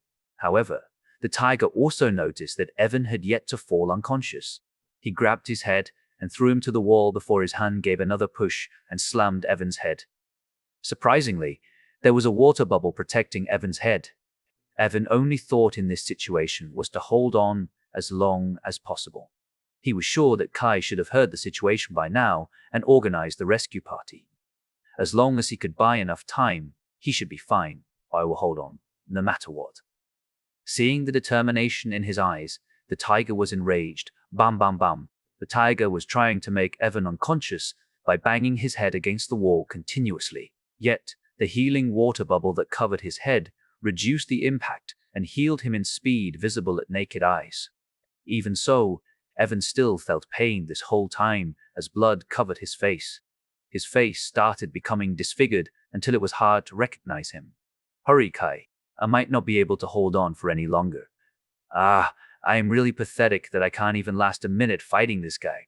Evan gritted his teeth as his consciousness started getting fuzzy. What are you doing? The person with the bare hand appeared from behind and noticed the tiger had yet to bring Evan away. Without saying anything, he realized Evan was still conscious. He suddenly appeared in front of him, punching Evan in the stomach. You should do this. The impact was too strong, as Evan immediately fell unconscious after spitting a mouthful of blood. I am sorry, Kai. The bear guy snorted and thought, you won't die just yet. Wait until your friend comes to our base. We will make sure you die together with them. In the middle of the battlefield, Kai suddenly heard Evan shout from the military base. Kai abruptly leaped back, halting their advance. Michelle and Ayaka caught up, frowning. Kai, what's wrong? Kai didn't answer them as he was too focused on trying to figure out what happened. After close to a minute, Kai's expression turned dark as he gritted his teeth. Are you seriously asking me to fix this problem as well? Chapter 2009, The One and Only Reinforcement. Are you seriously asking me to fix this problem as well? Kai gritted his teeth when he realized what just happened. What happened? Michelle and Ayaka turned serious. We have been had. Kai looked around, wondering what to do. If he was too late to decide, Evan might die, or their objective is to kidnap him. Silva, I will leave the front line to you for a while. Kai decided to retreat back to the wall and went to Tasha. I need your teleportation magic immediately. What happened? Tasha frowned as Isabel and Sophia came closer, wondering what happened. The base is under attack, Kai informed them. I don't have time to explain, so I am planning to go there right now. Wait. You can't leave the battlefield. The soldiers' morale will plummet if you, the acting general, leave. Sophia grabbed his hand. Kai clenched his fist. He was already not in the mood after listening to what happened in the base, especially to Evan. However, Sophia's serious face made him hesitate. It was true that the defense would gradually crumble if he left the battlefield. And from what he heard inside the base, General Abek had died. Hence, no one was able to handle the army other than him. Even so, if he didn't go to Evan, he would. Kai was contemplating what to do before Sophia suddenly said, "I think it's better to give this mission to us. We will go to the base and suppress the enemies. Judging from your look, they seem to be a third party, unrelated to these magical beasts. That's why Julia and I will tag along with your lion group and eagle group, even though I don't look like it. This is my specialty." Although she didn't like this woman, Michelle couldn't help but agree with her opinion. That's right. We might be students, but we have 2 S-rank magical beasts and 3 zodiacs with us. It should be enough. Kai closed his eyes for a second before letting out a sigh. Fine. He realized that the enemy really chose the perfect time to act. It was as if they were collaborating with the magical beasts. Call Nicholas and the others, and have Tasha teleport all of you to the base. Kai finally gave his order. All right. Michelle disappeared and brought back 5 people with her. The enemies are inside the base right now. Your top priority is to save Evan from their clutch. Don't say it to anyone, but the general is dead. That's why you can only rely on yourself and think they are enemies until proven otherwise. Kai warned them. And one last thing. Your captain is Michelle, understood? They nodded, and Tasha used her teleportation magic. Kai looked at them before he realized the enemy's movement. Wait. Before he could warn them, they already disappeared. He shook his head and sighed before going to the battlefield. Silver came to him and asked, Sir, it's fine, I have handled everything. Though we need to adjust our strategy a little bit. Kai nodded. Are you ready? Yes, sir, Silver nodded, with a solemn expression. Meanwhile, Michelle and the others arrived inside the base and pointed their weapons at all directions while looking around to see any abnormalities. They gasped when they saw many dead bodies scattered around the base, and it was still fresh. Go to the medical room first. Evan should be there. Michelle ordered them. I have seen the room, this way. Isabel nodded and led the group with her weapon. They couldn't advance too fast because there might be ambushes around, and they finally realized how much they relied on Kai's hearing ability. No, they just got used to Kai's hearing ability for the past year, but they still had the basic ability to handle this type of situation, so what they were doing was still considered normal. The group made their way toward the medical bay, only to find a broken wall with blood on it. They looked around and realized that there were 10 people in this room. Looking at the conditions of the soldiers, they shouldn't be able to move around and get butchered like that. I had experienced Evan's healing technique, and I realized how tired I was after getting the treatment. Considering their injury, I am sure they had no fight before dying. That's why I am also sure that all of these were from the fight against Evan, Isabel said while clenching her fists. Blood rushed to her brain as she gnashed her teeth. Isabel, if you can't keep your calm down, I will need to ask you to stand by inside this base or go back to the battlefield. Michelle grabbed her shoulders tightly. She was also angry to see that Evan was beaten like this. Even so, they still needed to keep calm in this situation, and Michelle did her job as the captain. Right, Isabel took a few deep breaths before she nodded. I'm sorry, the only problem is where we should go. Looking at this situation, Evan hasn't died yet, so it will be up to us to chase him. Michelle looked at them and somehow noticed Tasha had gone somewhere. When we were outside, I could see a great blaze. It must be where the kidnappers went. Sophia said. They went west. Michelle twitched her eyebrows. There was no way she could trust her words so easily. Suddenly, Tasha came back. I just asked Kai. He said the enemies went to the west of this base. Michelle and the others widened their eyes as they looked at Sophia in astonishment. On the other hand, Sophia pouted as no one actually believed her. Michelle narrowed her eyes and thought, is this the rumored Sophia, the one that purely acts with instinct? She can see and feel what other people can't. No, I should say this is her sixth sense. I understand. We will pursue the enemies right now. Michelle nodded.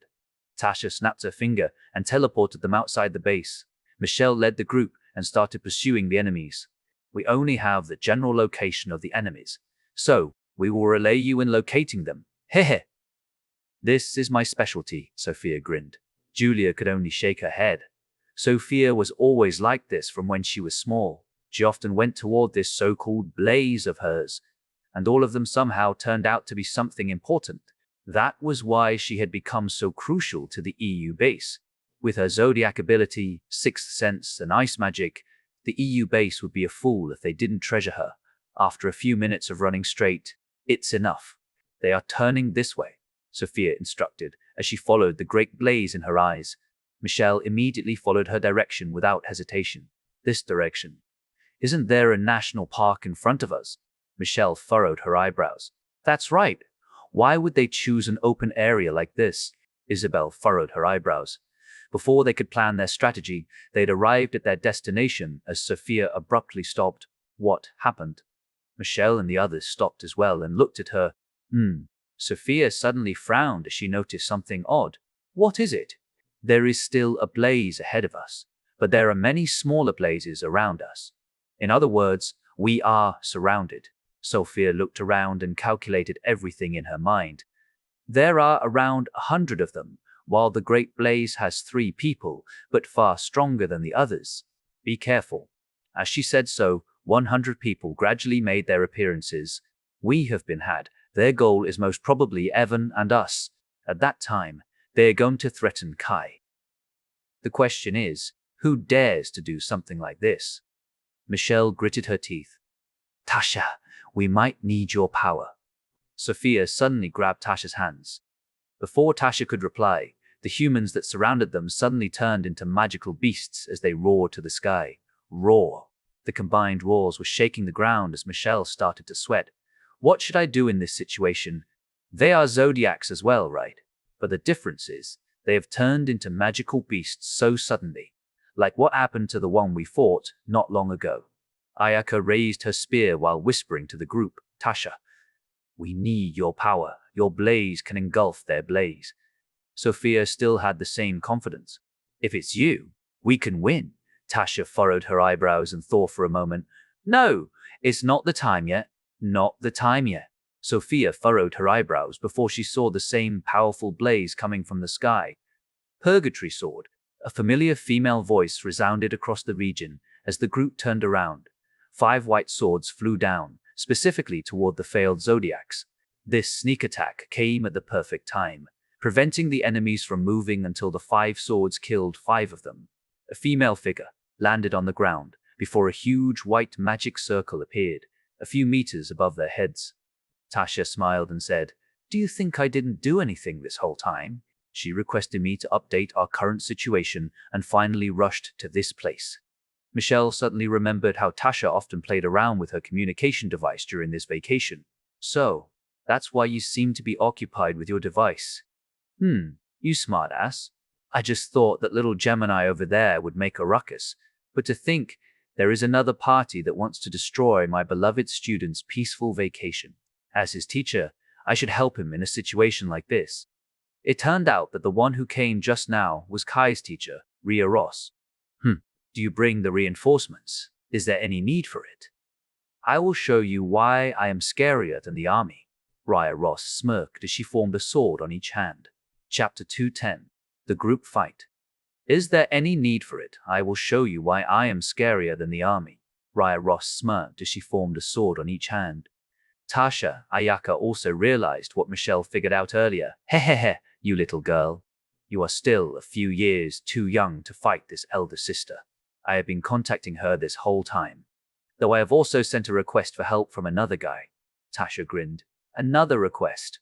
Michelle frowned as Ayaka realized there was only one person that qualified for such a role as she looked at Michelle. "You're my grandfather." Both of them said at the same time, "Yeah, Graham family has come earlier and will probably arrive in an hour or so. That's why we should finish this as soon as possible and help Kai until the reinforcement arrives." Tasha nodded. Now that she saw it, Sophia finally learned why Tasha said it was not the time yet. It turned out she had prepared everything.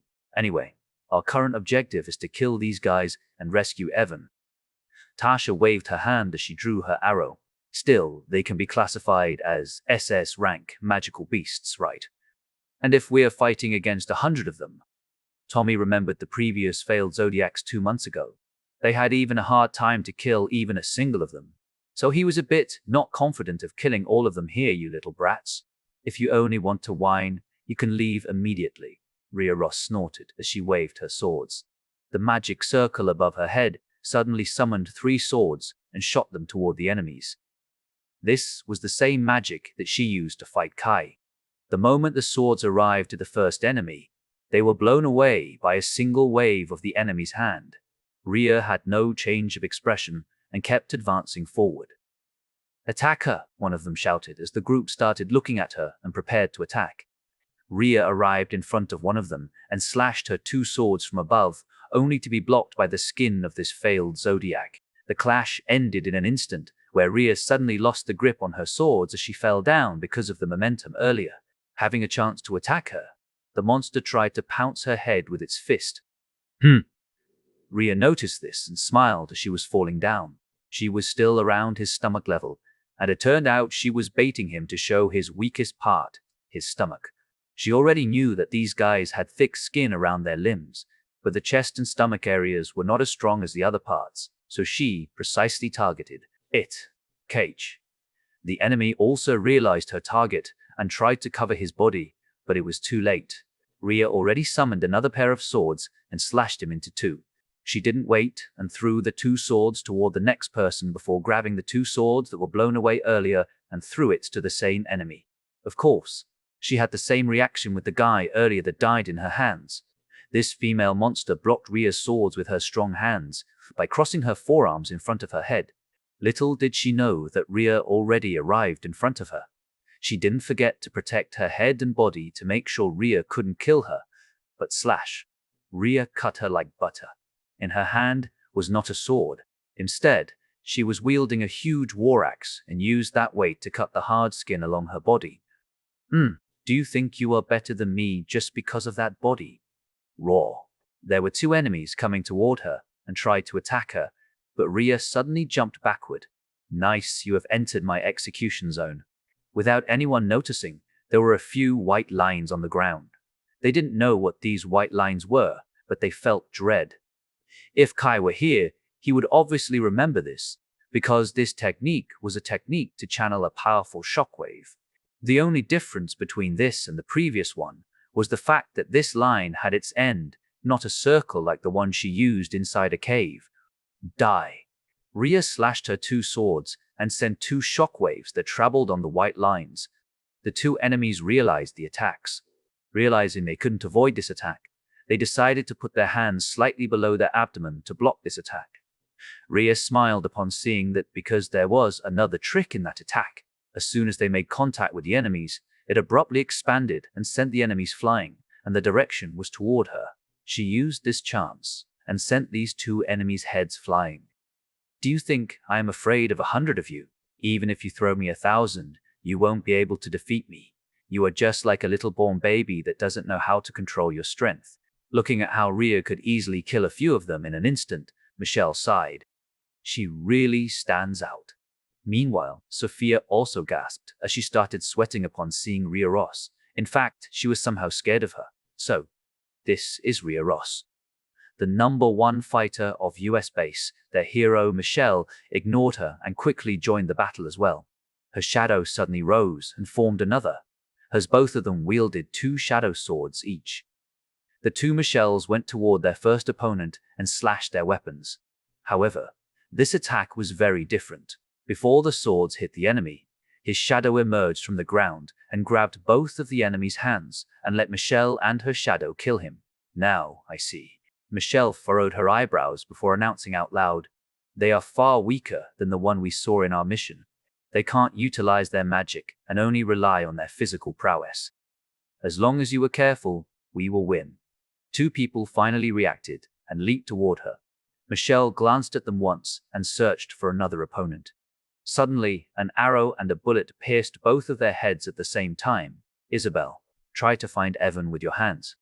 If possible, we will try to separate our group before they notice we have beaten these guys," Michelle ordered. "I know." Isabel's pupils glowed as it became slightly more pointed than a normal human eye. She looked around and found their base. It was a small room for resting in a national park. Isabel could only find a single enemy through the window and wondered whether she should take him down or not. The thought vanished as soon as she found that person seemed to be talking with someone. She then decided to inform Michelle. I have found them, but I don't have the sight of Evan, Professor Rhea. Michelle glanced at her. My beloved student wants you to lead the group, right? I will go according to your plan. Rhea decided to use this as a chance for Michelle and the others to grow up. If they were too reliant on her or Kai's ability and strategy, it would be bad for their development. Hence, she would only step up her game if the situation turned worse. Michelle gulped down and shouted, Isabel, keep watching their movement. If they notice that their minions are beaten up, immediately inform us. We're going to break through and save Evan. The others will start killing these bastards. I know that some of you haven't killed a single person, but if you are not going to kill them, you are going to be a waste in this place. So, scram now if you don't have what it takes to help Evan. Hearing her taunt, the twins, Tommy and Nicholas, gritted their teeth and charged together to the enemies. Julia, watch my back, will you? I am going to fight a bit recklessly. Sophia grinned while glancing at her best friend. I understand. She nodded, and they both ran toward the enemies. A guy that had transformed into a bison walked toward her and sent a punch. You look like a minotaur in the myth, but I doubt your strength is similar. Sophia smirked as a few white thin sticks appeared all over her body as she threw a punch as well. Bam moo, unexpectedly, the one that was losing.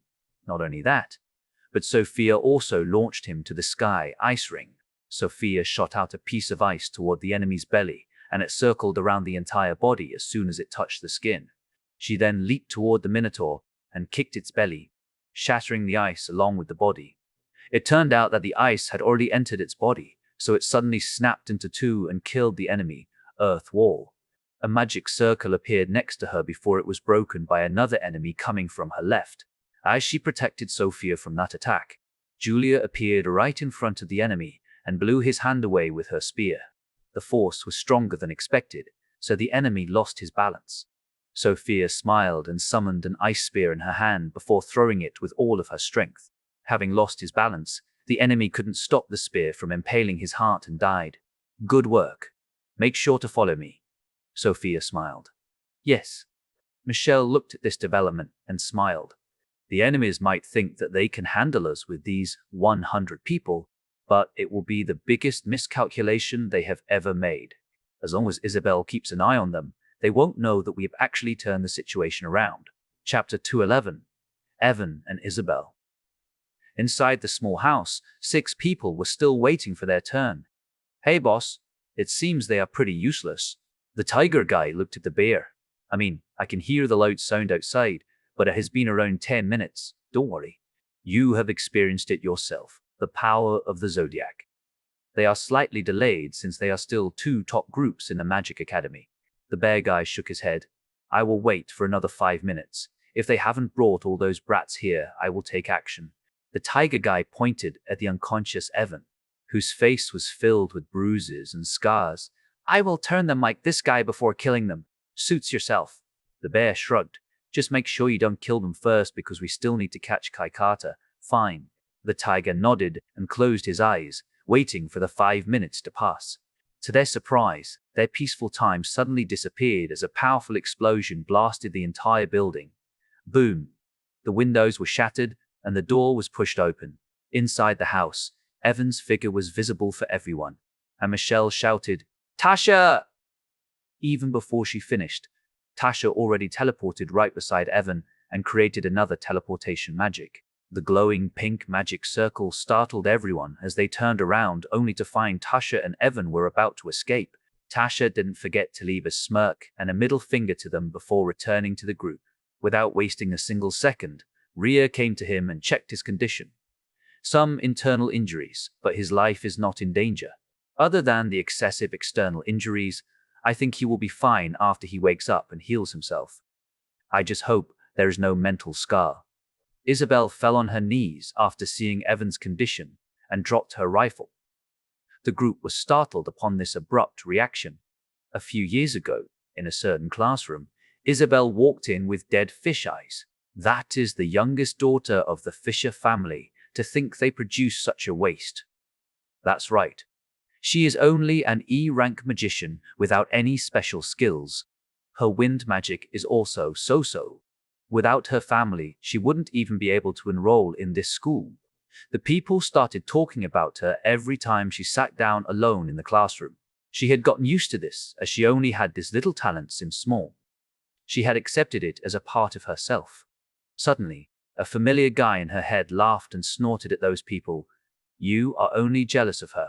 If you want to have a luxurious life, why don't you start practicing, instead of spewing those bullshits? What did you say, you? He was an average guy with a gloomy expression. He was neither strong nor weak. But after that day, her life was indeed becoming easier. Most of those who talked behind her back threw their insults to that guy instead of her. One day, she decided to call him out and asked, "Why did you do that? You wouldn't have this miserable life. You are Evan Young, right? I know you since our families are close, but do you think I need your family to do this for me?" Evan shook his head. "I did it for myself, not you. So, you should go and not talk to me, you." Isabel clenched her fists before she walked away. "Don't expect me to say thank you." Evan leaned on the wall and sighed as he watched her back. "Your effort will certainly not go to waste. My strength can't shut them up. But if I simply become their target, you won't need to shoulder it all. I can see something in you that you can't even see in yourself, and somehow gets charmed by it. Haha, I'm pathetic. I should search for a way to get stronger, strong enough to shut those people." Not long after, they both got a mysterious invitation from the government. All they wanted to get stronger, so they accepted it without hesitation. They arrived in a certain laboratory and were surprised to see each other there. "You!" The two shouted at the same time, but the professor inside that place already called them before they could say anything. Day after day, they were trained like crazy for the sake of creating a body capable of withstanding the pain coming from the blood. They didn't talk too much in this period and treated each other as a rival. The guy wanted the strength to protect the girl, while the girl wanted strength to say she doesn't need his protection. A month later, it was the first injection they got. Both of them were fighting against the blood to show each other they had managed to beat the pain. Without realizing themselves, they had been relying on each other to overcome many things and finally started talking with each other. After the injection succeeded, they still needed to train their physical prowess, magic, and other things to make sure they were fit to be a Zodiac. Isabel was astonished by Evan's healing ability, while the latter was happy with her progress. The two often practiced together until they got discharged a few months later. "Hey, we have succeeded in becoming a Zodiac. After this, I want to start anew and create a group. Do you want to join me?" Isabel asked. Evan shook his head. "After testing many things, I can't even summon attack magic. Even those professors have given up on me, so I won't join any group." "Why? Your strength is far more important than any attack magic. Do you know that your healing ability can save many lives? That's precisely the reason why I won't join a group. Besides, I will only be a burden if I join a group. Suppose I join you, you will only have 4 people fighting, not 5. That's why I will only stay in the rear, helping those in need, including you. If you and your group have ever needed any help, just come to me. I will make sure you recover to full health." Evan smiled. However, there was a trace of sadness and disappointment in his eyes. Even after saying all those great things, "Why are you crying?" Isabel gritted her teeth after seeing a tear coming out of his eyes. "You should join me. Our family is also having relationships from generation to generation. Even my brother is going to marry your sister sooner or later. That's why you should join my group. I will take care of you. That's also one of the reasons why I shouldn't join your group. I don't want to be a burden." Evan shook his head again. "You bastard. Are you looking down on me? Is it because of my past record I am too weak to even protect you?" Isabel gnashed her teeth and grabbed his collar. "No." Evan tried to explain, but no words came to his mind, making Isabel misunderstand again. "You. Just say it." Isabel's hands started shaking in anger. "Just you wait. I will create a powerful team. Even without you, I will shut your mouth with that team. In the future, you're going to beg me to let you join my group. That's good." Evan closed his eyes and smiled. Isabel released him and pushed him away. "Just you wait. You are going to regret your choice today." Evan fell on his butt and watched Isabel walking away. He sighed and muttered to himself, "You are a strong girl. I shouldn't be in your way lest I hinder your progress." After that, she created the Eagle Group and rose through the rank. Those who talked in her back didn't even dare to show their face in front of her again. Meanwhile, Evan, who lost his attack magic, became the target of ridicule. Yet, Isabel interfered every single time. Evan's title as a healer also gradually spread in the school, and the bullies stopped, while some even escaped from him. Suddenly, Isabel dragged him to talk with him alone. She shouted, "Why do you really not want to join my group that much?" As long as he became even more famous, Isabel's previous promise wouldn't be fulfilled. That was why, to not hinder her progress, Evan decided to do this and became a loner. No one actually knew why he did this, and no one bothered enough to ask him about it. Yet, Isabel ended up crying that day and left him alone. After that, she finally got her fifth member, Tommy, and started acting coldly toward him. Even so, Evan still kept track of her progress from time to time, and he was happy with it. It was only a few months ago where a transfer student finally changed their status quo. Evan suddenly decided to enter their group, even though he rejected her every time she asked him. She was curious about Kai Carter, but she was more frustrated. She decided to fight Kai's group to prove that her group was stronger and he should join her group instead of the new Lion group. Unfortunately, they lost that day. She knew she had lost the opportunity to ask him again, especially with the contract with Kai. She thought about giving up on him, but they had been getting together for a few missions, and the feelings couldn't go away.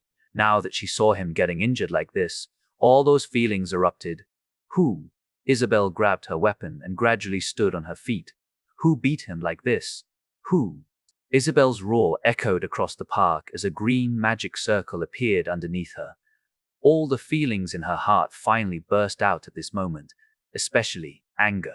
Chapter 2:5. Isabel's rage. Who beat him like this? Who? Isabel's anger shook their hearts. They never thought that Isabel would have this kind of reaction. Eve, and Nicholas actually remembered that Isabel left a spot empty for a quite long time. They had once asked why she would leave the seat empty, but Isabel only said she had someone in mind. When Tommy finally appeared, they thought Tommy was the one in her mind. They never asked the question again and just accepted it. It was at this moment they finally realized that wasn't the case. The person who was in her mind this whole time turned out to be Evan. They never saw it coming because Isabel always acted coldly toward Evan, and that was also one of the reasons why they were this shocked. Nonetheless, the enemies didn't even glance at Isabel and Evan. They only observed the 100 people that were lying on the ground and clicked his tongue. "Boss, this is the result of you trusting that power too much. We should have fought them before this happens." One of the 6 people said to the bear guy, "Haha, I will take that girl. She seems to love that boy, so I will make her the same as that guy." The tiger guy laughed out loud. The bear guy gritted his teeth as he knew he needed to explain it to the professor after this. However, he had a big miscalculation in his plan. Glancing over a woman on the corner of the enemy group, he clenched his hands. Rhea Ross. If Rhea Ross was here, there was no way they would be able to win. He thought about escaping, but Michelle was already one step ahead. "Professor, you get the leader. Sophia and Julia will get one. I and Tasha will get one. Ayaka will cooperate with Tommy, while the twins will be with Nicholas." Michelle paused for a moment and looked at Isabel. "You have that guy alone." Isabel clenched her hands and glared at the tiger guy. "Remember, as soon as you have killed your opponent, go help the others. Will this plan be all right, Professor?" "Sure. I should also be able to help you in the middle of the fight." Rhea nodded. Isabel immediately summoned 4 green balls above her head. "God of Wind, Aeolus, you bastard."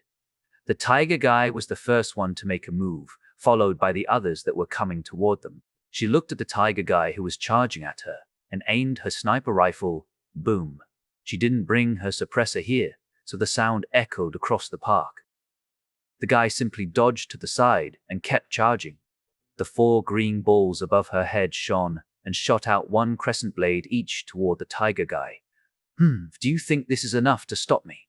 The guy only snorted and brushed the 4 wind blades away before throwing his punch toward Isabel. Isabel didn't have a change of expression in facing this fist. She simply shifted her body to the side, tapped the forearm once to destroy his balance, and launched him to the sky with her strength and wind. Shoot him down. Isabel pointed her finger at the guy, and the four balls released another attack. The guy immediately raised his two hands and blocked these attacks. However, there was a difference between the first attack and the second attack, and he immediately realized it. What is this? Did they produce smoke earlier? The guy asked himself before he widened his eyes and shifted his body. There was a sudden movement in the smoke as a bullet suddenly emerged from within and flew toward him. Luckily, he managed to dodge it, albeit not unscathed. He jumped backward as he glared at Isabel before glancing at his right hand that lost 3 fingers because of that attack.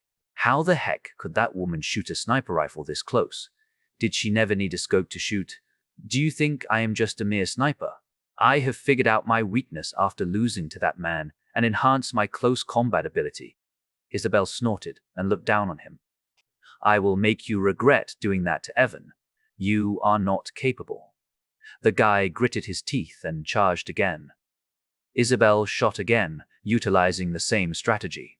However, the moment he almost punched her, he suddenly disappeared from her eyes.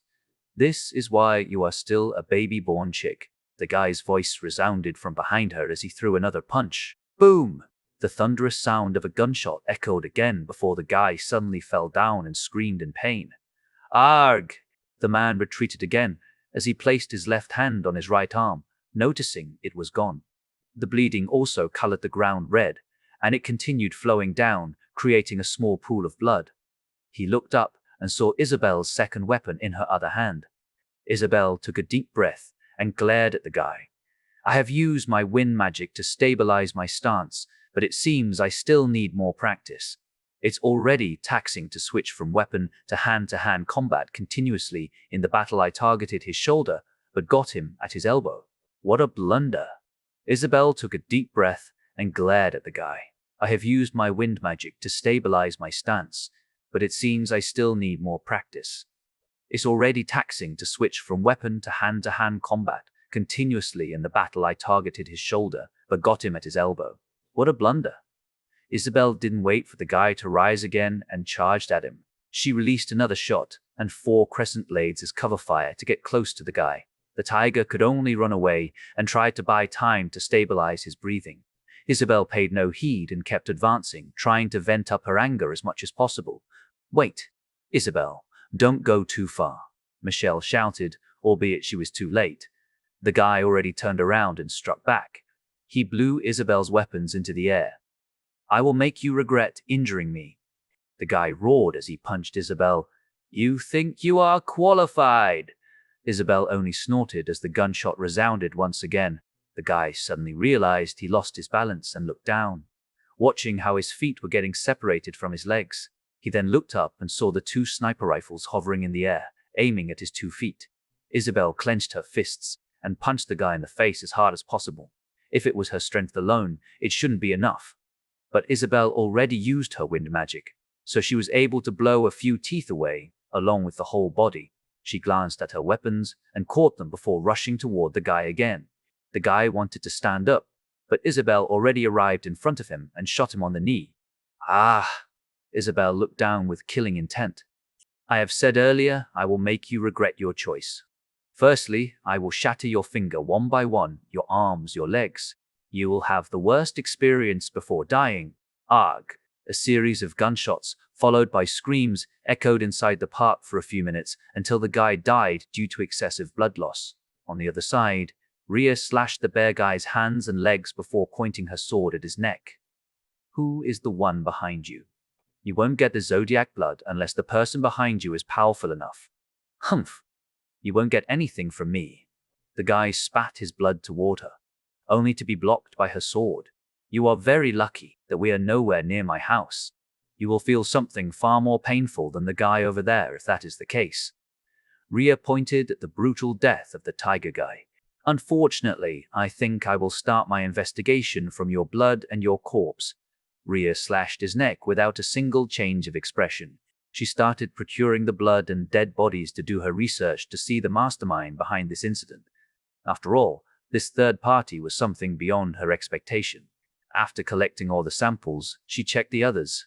We have finished our battle. Michelle walked toward her and nodded. Let's regroup with that injured boy.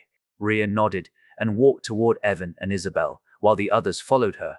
Isabel didn't notice them coming closer and simply looked at Evan with lifeless eyes. At the same time, they couldn't say anything either because of the shock and the regret in their hearts. Rhea sighed and raised Evan. I will be carrying him to the hospital and make sure he is fine. You guys can go back to the battlefield. You are not going to help us. Michelle asked. No way, you already have my beloved students, so you don't need me.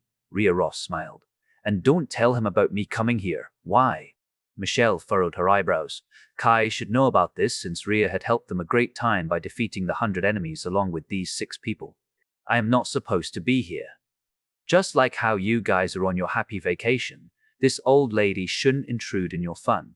That's why, don't tell him anything. I understand, Michelle sighed. Still, he should have heard you with his hearing. I have checked before coming out. This place is already outside of his extraordinary hearing range. Rhea shrugged before tossing a device toward Tasha. This is... Tasha caught the bracelet and tilted her head in confusion. It's for 20% sharing. You can throw the 10% device and change it with this new one. I think he already has the concept of his new magic and only needs a higher magic power to release the magic. This item should help him. You should have given this to Kai, you know. Tasha furrowed her eyebrows. No way. I have been covering him in the front for quite a while. It's time for him to forge his own path. The person who is standing beside him is not me, but you guys. Rhea Ross shrugged and leaped to the air. Anyway, see you later. Michelle watched her leave before looking at Tasha. Tasha nodded and created teleportation magic. Teleportation. Chapter 213. A pinch teleportation.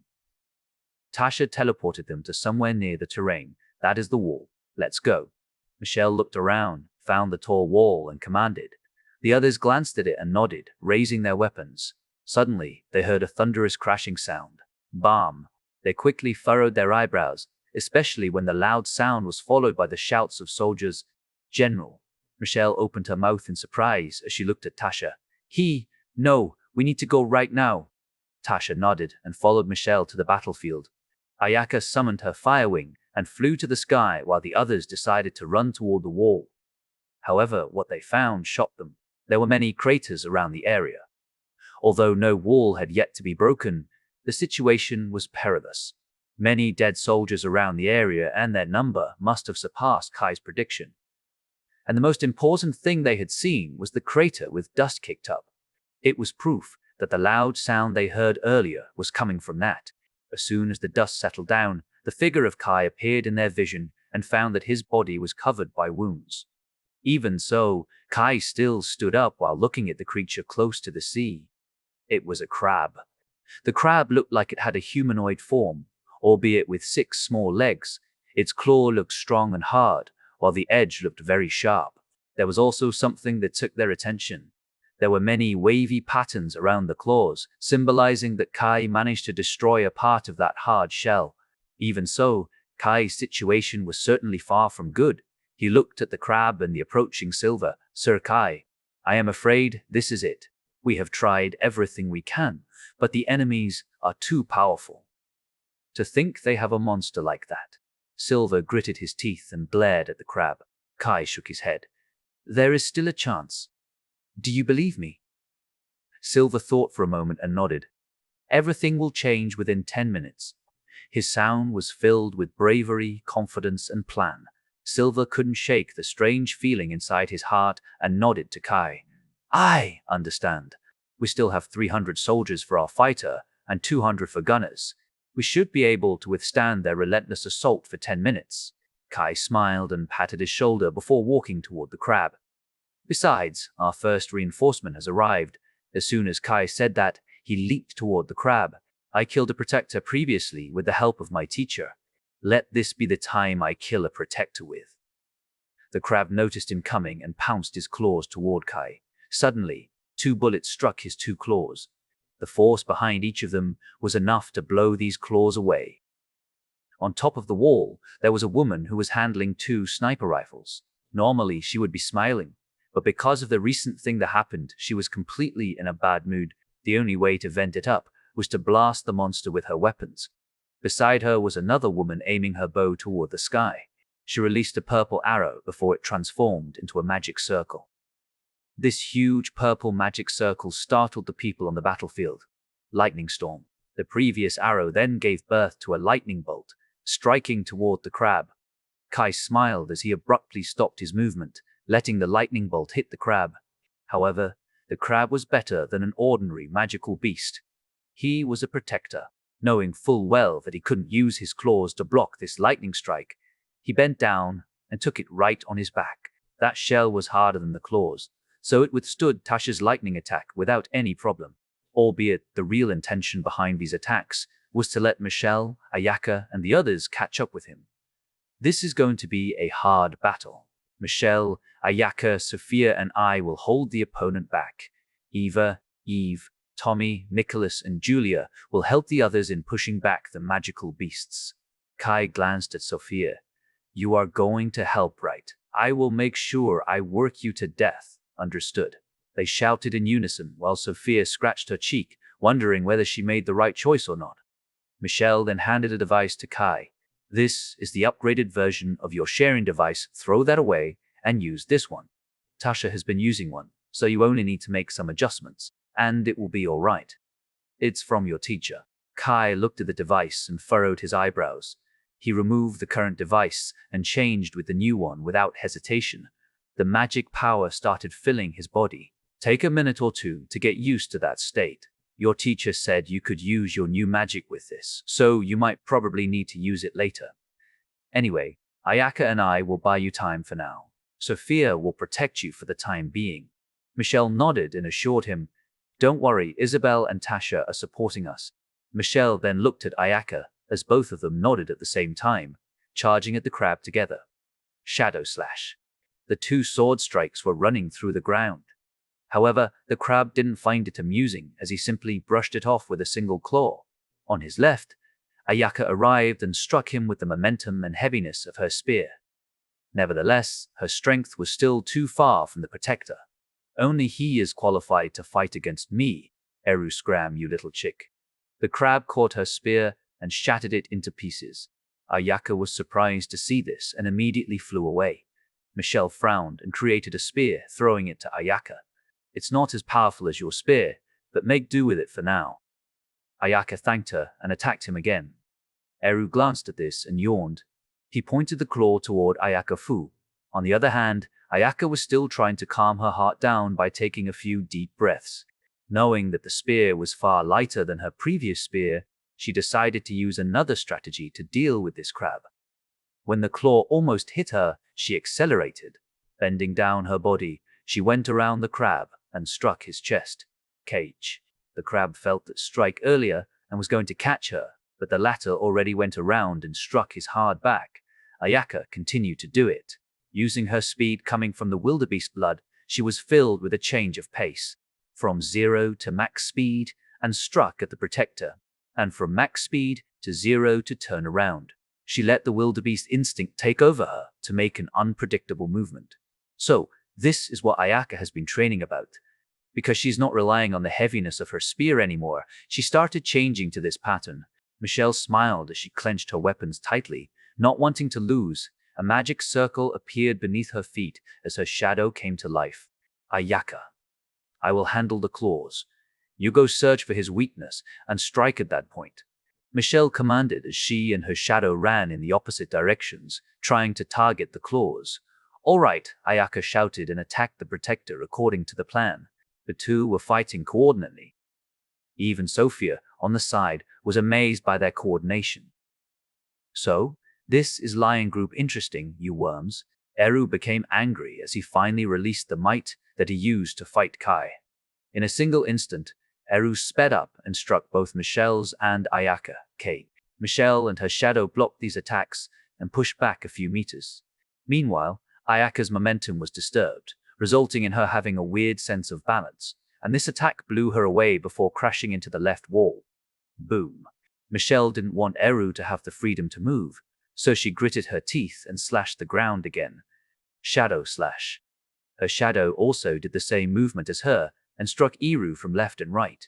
Chi-e-e. clicked his tongue. After exceeding his limit for a split second, his body was still weak. At the same time, a few fireballs appeared and rained it down on Eru. Boom, boom, boom. The smoke appeared and surrounded Eru. Unbeknownst to all of them, there was another woman that finally couldn't control her instinct anymore. She rushed toward the battle and emerged from within the smoke. On her hand, many white, thin metal rods were attached, giving her additional strength. I hope you do not forget me. Sophia appeared with a smile as she punched the crab right on its stomach. The crab noticed this and immediately moved his 2 claws, albeit another 2 shots were fired, blasting the 2 claws again. Sophia grinned and connected the attack, blowing the crab a few meters away. "Cake so hard!" Sophia clenched her fist after noticing how hard it was. Even so, her eyes were still locked on the crab. Sophia, Ayaka, and Michelle surrounded him from the 3 sides with his back facing the sea. They made sure the crab wouldn't interfere with the war in any way. But it seemed they still underestimated the power of SSS rank, Magical Beast. "I will show you why that guy can't win against me," Eru roared, as water suddenly burst out of the sand and surrounded him. He punched the sand, and the water suddenly turned into crescent blades running through the ground in all directions. Whether they were magical beasts or humans, the blades slashed them like nothing before destroying the walls on their right and left. Michelle also got this attack and blocked with her swords. Unfortunately, she needed every power and released another shadow slash just to destroy a single water blade. The price of her doing so was the annihilation of her shadow. It got cut into 2. Because it was directly connected to her, Michelle spat out some blood as soon as it got cut. On the other hand, Ayaka released her fire net and evaporated the water gradually before it could reach her, albeit it took her quite a lot of magic power. The same applied to Sophia. She froze the water blade by touching it directly. However, the strength behind it was far beyond her expectation. She looked at her bleeding palm, along with the bending rods, and let out a deep breath. The magical beasts noticed the gap between the left and right walls and started going there. Not good. They're going around and head to the town. The magical beasts were their concern, but their main concern was the protector. In a single move, he overturned the situation. In the middle of the battlefield, when everyone thought about their bad situation, there was a guy that finally finished his preparation. Kai furrowed his eyebrows and stood up. "Thank you, you 3. I have managed to fuse with the magic power. Let's overturn the situation, shall we?" Chapter 214, Turn Around the Situation. "Thank you, you 3. I have managed to fuse with the magic power. Let's overturn the situation, shall we?" Kai was still smiling despite the condition. He looked at Silver and ordered, "Have 100 people in each broken wall. Just buy time as long as possible. The remaining soldiers will push from the middle with the help of the gunners." "I understand." Silver nodded furiously as he quickly took control of the army. Kai then walked towards Sophia and patted her shoulder before nodding to Michelle and Ayaka. "Go attack his body with your speed. Sophia and I will hinder his movement. Just make sure you watch out for his water magic, because it's far stronger than you can imagine. As for the claws, I think we will be fine." "Understood." The 3 turned serious as they formed their own battle scenarios in their head. Kai took out his swords and said coldly, "We will take everything away. His eyes, his joints, his claws, his legs, and finally his life. Remember to watch out for each other. I believe we will turn this situation around in a few minutes." "Do you think you are capable of bringing me down, human? Even though you are the one. You don't even know the meaning behind her word and what reason we would exist. You won't be able to take us on, especially with the water surrounding me." The crab raised his claws as water flowed outside the sand. Kai glanced once before he charged toward the crab while shouting, "Beware of water attacks from the ground." "Yes." Kai struck the right claw with his swords. The crab naturally tried to attack him with the other claw, except Sophia suddenly appeared and grabbed the other hand, holding it in one place. Knowing they had restricted the movement, Michelle charged at the crab from the front and slashed his body with Shadow Slash. At the same time, Ayaka also thrust her spear from behind, trying to target his back or legs. However, all of it was for naught.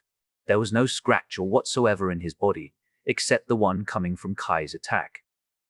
The crab didn't say anything and acted as if he was not hurt. Kai didn't know whether the crab was acting strong or not, because he never interacted with a talking crab, so he considered their attack was a failure. Watch out. He suddenly heard a sound underneath their feet and alarmed everyone.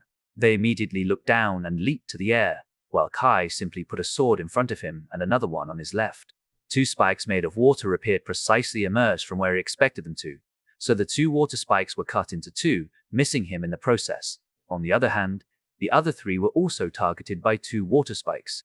Michelle simply slashed them with her shadow slash. Ayaka dodged them with her speed while Sophia froze them.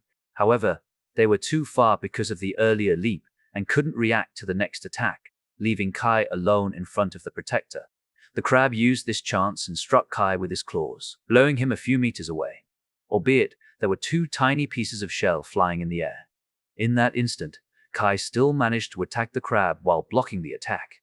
Even so, the crab didn't act weirdly since Kai had been doing this from the start and immediately leaped toward Kai, trying to attack him again while he was still in the air. "You can't dodge that way. I have seen all your tricks already," Eru shouted as he grinned. Kai simply smiled as he suddenly tilted his head to the left as two bullets flew past his ears. Eru was surprised about this attack and immediately bent down to receive the bullet with his back clang. As expected from a protector, he still managed to react that way. However, Kai hadn't finished. He went under him and waved his swords with vibration. Swords die. He struck at its body as strong as possible, only to find he made a small cut in his body while the remaining force blasted him, forcing his body and head to face upward. It was at this moment Tasha's magic circle appeared again as a bolt of lightning struck forth. Eru gritted his teeth and used his magic, summoning water pillars from the sand. It was then twisted to make something like a cage and stop the lightning together. Seeing this, Ayaka, Michelle, and Sophia attacked once again. Ayaka and Michelle, this time, stopped the two claws, while Sophia became the main attack. Suddenly, Kai's voice resounded on the battlefield. "Blast him to his original position." Sophia didn't know his intention, but still did as she was told. She punched the crab, specifically in his wound, to make it more painful before blowing him away. When he was passing his original position, a red magic circle appeared on the sand as Ayaka smiled. What?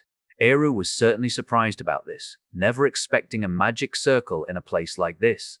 On the other hand, Kai heard her movement when she attacked the crab with Michelle and realized she planted magic there, and that magic was none other, Magic Bomb. Ayaka activated the magic, and a huge explosion occurred, engulfing the crab from point-blank range. It's not very effective. Kai furrowed his eyebrows and muttered to himself. "This is good. Really good." An excited voice suddenly echoed from within the blazing explosion before the crab blew the fire and smoke away with a single wave of its claw. "To think a bunch of newborn chicks can fight this well. This is really good. Humph. We can continue if you want. Even though that wound is shallow, you will still die sooner or later." Kai was sweating inwardly. Ayaka's explosion was very powerful, but it seemed it was still nowhere compared to the monstrous SSS magical beast. He was wondering how much their actual power was reduced when they came to the land for a period of time, because this one was really monstrous, as he recalled. Ra's case. "Do you think you can win? I think this is the time I get serious." The crab raised his two hands. Kai and the others didn't know what he wanted to do. Kai tweaked his finger as a signal for Isabel to shoot. Bam bam, shut up. Eru simply waved his claw and deflected the two bullets. Suddenly, the water behind them rose around 50 meters high. It slowly turned into a human form, the upper body alone, as if it were a water elemental or something. "Do you think we are like you? Humans can only use mana to use magic, like a magic thrower. However, we, protectors, might only have water elements, but we have a big difference to the likes of you. We are controlling the elements ourselves. Now, rise Water Guardian, Kaigos." The water elemental raised both hands as if it was alive. "Mow them down." The water elemental then sent his fist toward Kai and the others. They thought it would be as simple as dodging it, considering it was not fast, albeit Kai realized right on time. "No, we need to stop that punch," he realized as soon as he saw everyone on his back. They were still fighting against the magical beasts and had no way to respond to this type of attack. If the water elemental brought the flood in this environment, not only would it weaken their strength, it would also give the elemental advantage to the magical beasts. It was already catastrophic enough to hold them in this environment, and if they were also having this type of advantage, Miami would be done for. As if she was responding to Kai's voice, Tasha suddenly appeared in front of the fist and looked at this water elemental without having an expression. She simply pointed her hand toward the fist as she created a pink magic circle. A giant pink sphere, 10 meters in diameter, the same size of the fist, appeared in front of it. The sphere swallowed the fist entirely like it was slime. Spatial lock begone. After swallowing the entire fist, the pink sphere vanished into thin air as if it never existed. The water elemental couldn't continue its attack with this fist, and changed with the other fist. Tasha wanted to stop this, but Ayaka beat her first. I can't carelessly use this one on the battlefield earlier because there are friendlies. However, I can use it against this thing. Ayaka clapped her hand as a red magic circle appeared in front of the water elemental's chest. Scarlet explosion. Boom. The magic circle exploded, creating a hole in the chest and separating the body from the head and hands. The result was pretty obvious. Without the support of the water below it, the head and hands crumbled. Without anyone noticing, Sophia already walked toward the ocean and placed her hand on the water as she created a blue magic circle. Freezing field. She sent an ice that spread toward the water elemental, creating a horizontal line between her and the body before freezing the lower body. Tasha found this as another opportunity and landed on the ground as she created another teleportation magic circle. However, this time the targets were the magical beasts. Around 50 of them suddenly appeared high in the sky, falling down at high speed. These magical beasts hit the frozen body and shattered the water elemental into pieces. Nice. The weather is very nice today. To have another magical beast rain that can help us defeat the enemy. Kai nodded in approval. They nodded with a smile as they believed the water elemental was destroyed. But Eru suddenly laughed out loud as he shouted, "I just said it. We control water. As long as there is water, we are absolute." As soon as he uttered those words, the water elemental regenerated and looked at them. Chapter 25 Reinforcement. The water elemental regenerated its body and glared at them, ready to throw another punch. Kai's expression darkened, noticing the situation had finally turned worse. Ayaka looked at Sophia and nodded before shouting at Kai. "Kai, we are going to hold this monster. You and Michelle need to take care of that guy. Tasha should also go back to your position." Kai was surprised to hear this, but he immediately looked at Michelle and signaled to move. They had no time to hesitate. Michelle waved her swords, releasing her shadow slash. The target was none other than Eru. Kai followed the shadow slash from behind with his swords, planning to strike him at his wound again as soon as he destroyed the shadow slash. However, he suddenly heard a movement under the sand and immediately raised his swords to the front as if he was going to receive an attack. Suddenly, a huge water spike appeared and blasted the shadow slash instantly before moving toward Kai. He remembered this type of attack. It was coming from Ra Oscillation Shield. Kai used his strongest shield without hesitation. He felt the force was, in fact, stronger than Ra's, who used this technique from his mouth. It seemed his power had been reduced more than half, because the crab could actually pull off a stronger move like this. Kai gritted his teeth and stabbed the ground, trying to block this attack. Or at least, that was what they thought. Little did they know. He actually remembered another thing.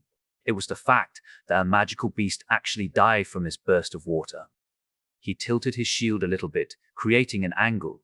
Even though it was not at full power, he still managed to channel the water toward the magical beasts. Surprisingly, the strength was still stronger than he imagined, pushing the magical beast to the front and hitting the one in front of them. Although they were not dead, Isabel and Tasha already knew which magical beasts to target, especially Tasha. She released her lightning arrow and electrocuted those few magical beasts.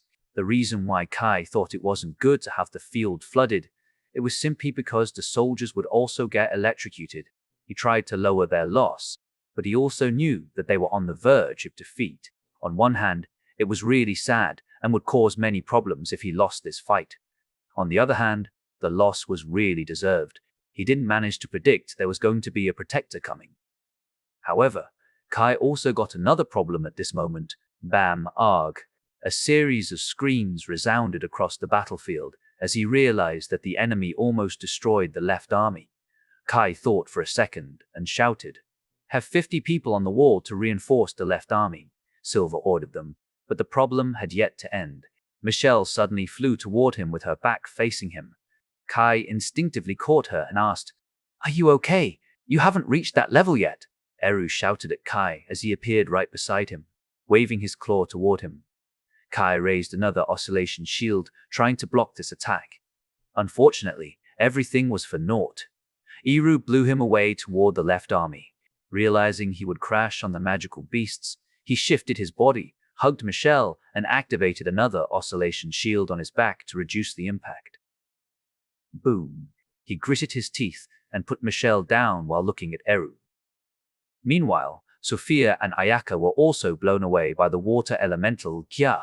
Sophia still saw the monster, still want to attack them with his fist, and immediately used her magic ice shield.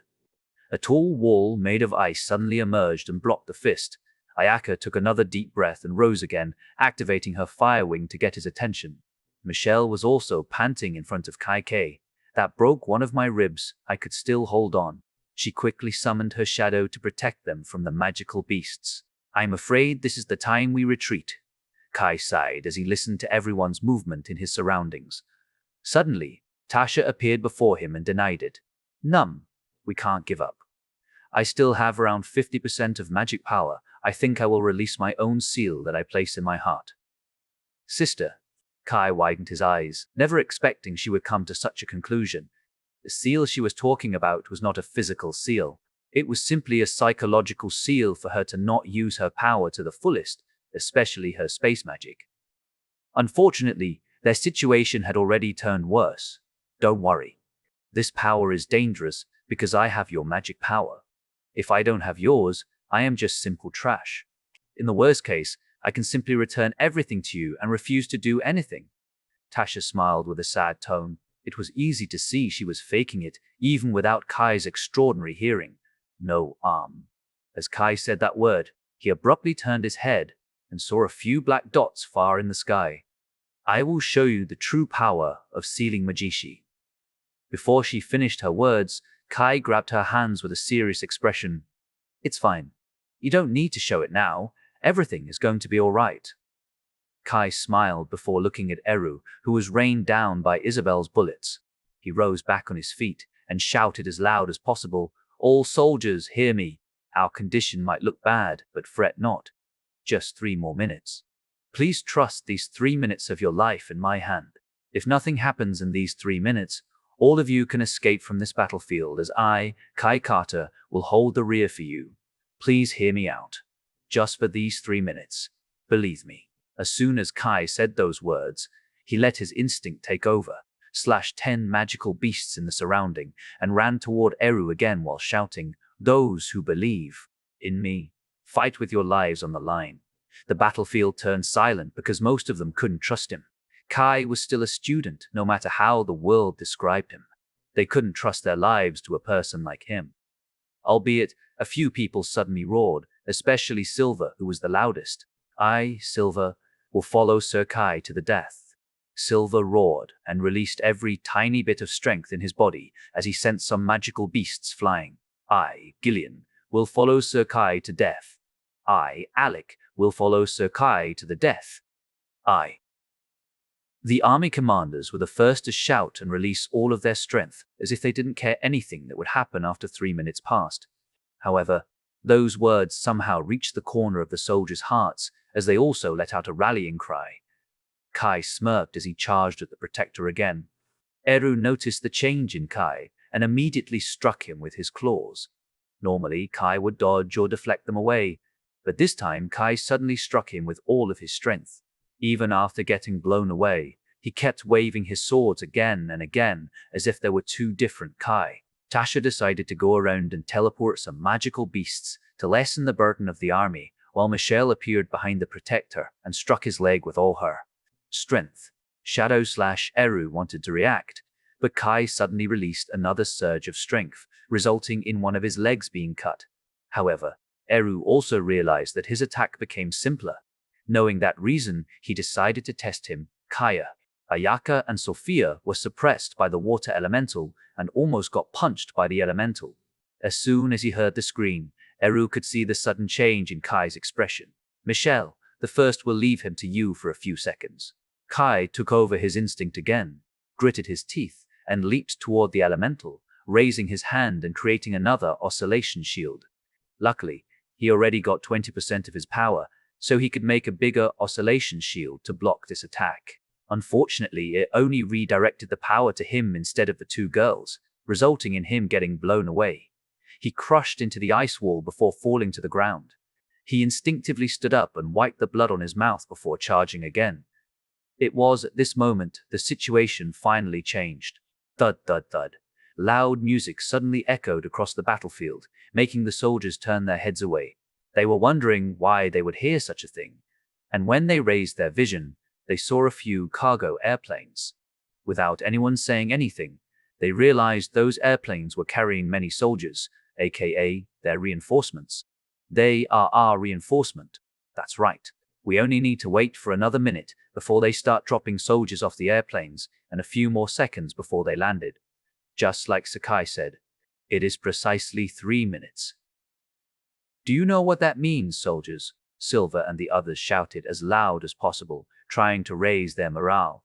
The soldiers were still stunned and needed another push. Kai grinned again as he slashed many more magical beasts in his surroundings, creating a ruckus as big as possible. He didn't forget to rush again while cutting on many magical beasts and shouted, "Soldiers on me!" The soldiers finally woke up and saw Kai killing magical beasts and advancing like a train. There was only one thing to do for them, and that is to fight. Ooh! The loud roars from the soldiers shook the entire battlefield. Chapter 216, New Magic. Ooh! With the roars shook the battlefield, the soldiers were revitalized. Kai kept causing a big stir to show that he was advancing with them. Michelle realized his movement and immediately pulled back while sending another shadow slash to keep Arrow from moving. Ayaka and Sophia raised once again as they stared at the water elemental. You won't pass us this time. Whether they had a plan, or it was simply their pride, determination filled their eyes. And the battle started yet again. Far in the sky, Nathan, standing inside the cockpit, could also see these people fighting an absolute disadvantage. General, they only have around 400 people left. From our report, their number was almost 800, but it seems most of them have fallen. However, we can't spot their general, Abeg. Nathan's face was distorted, not because of the dying soldiers. He was angry, looking at how the Protector controlled the situation. The report said that it was 5,000 magical beasts.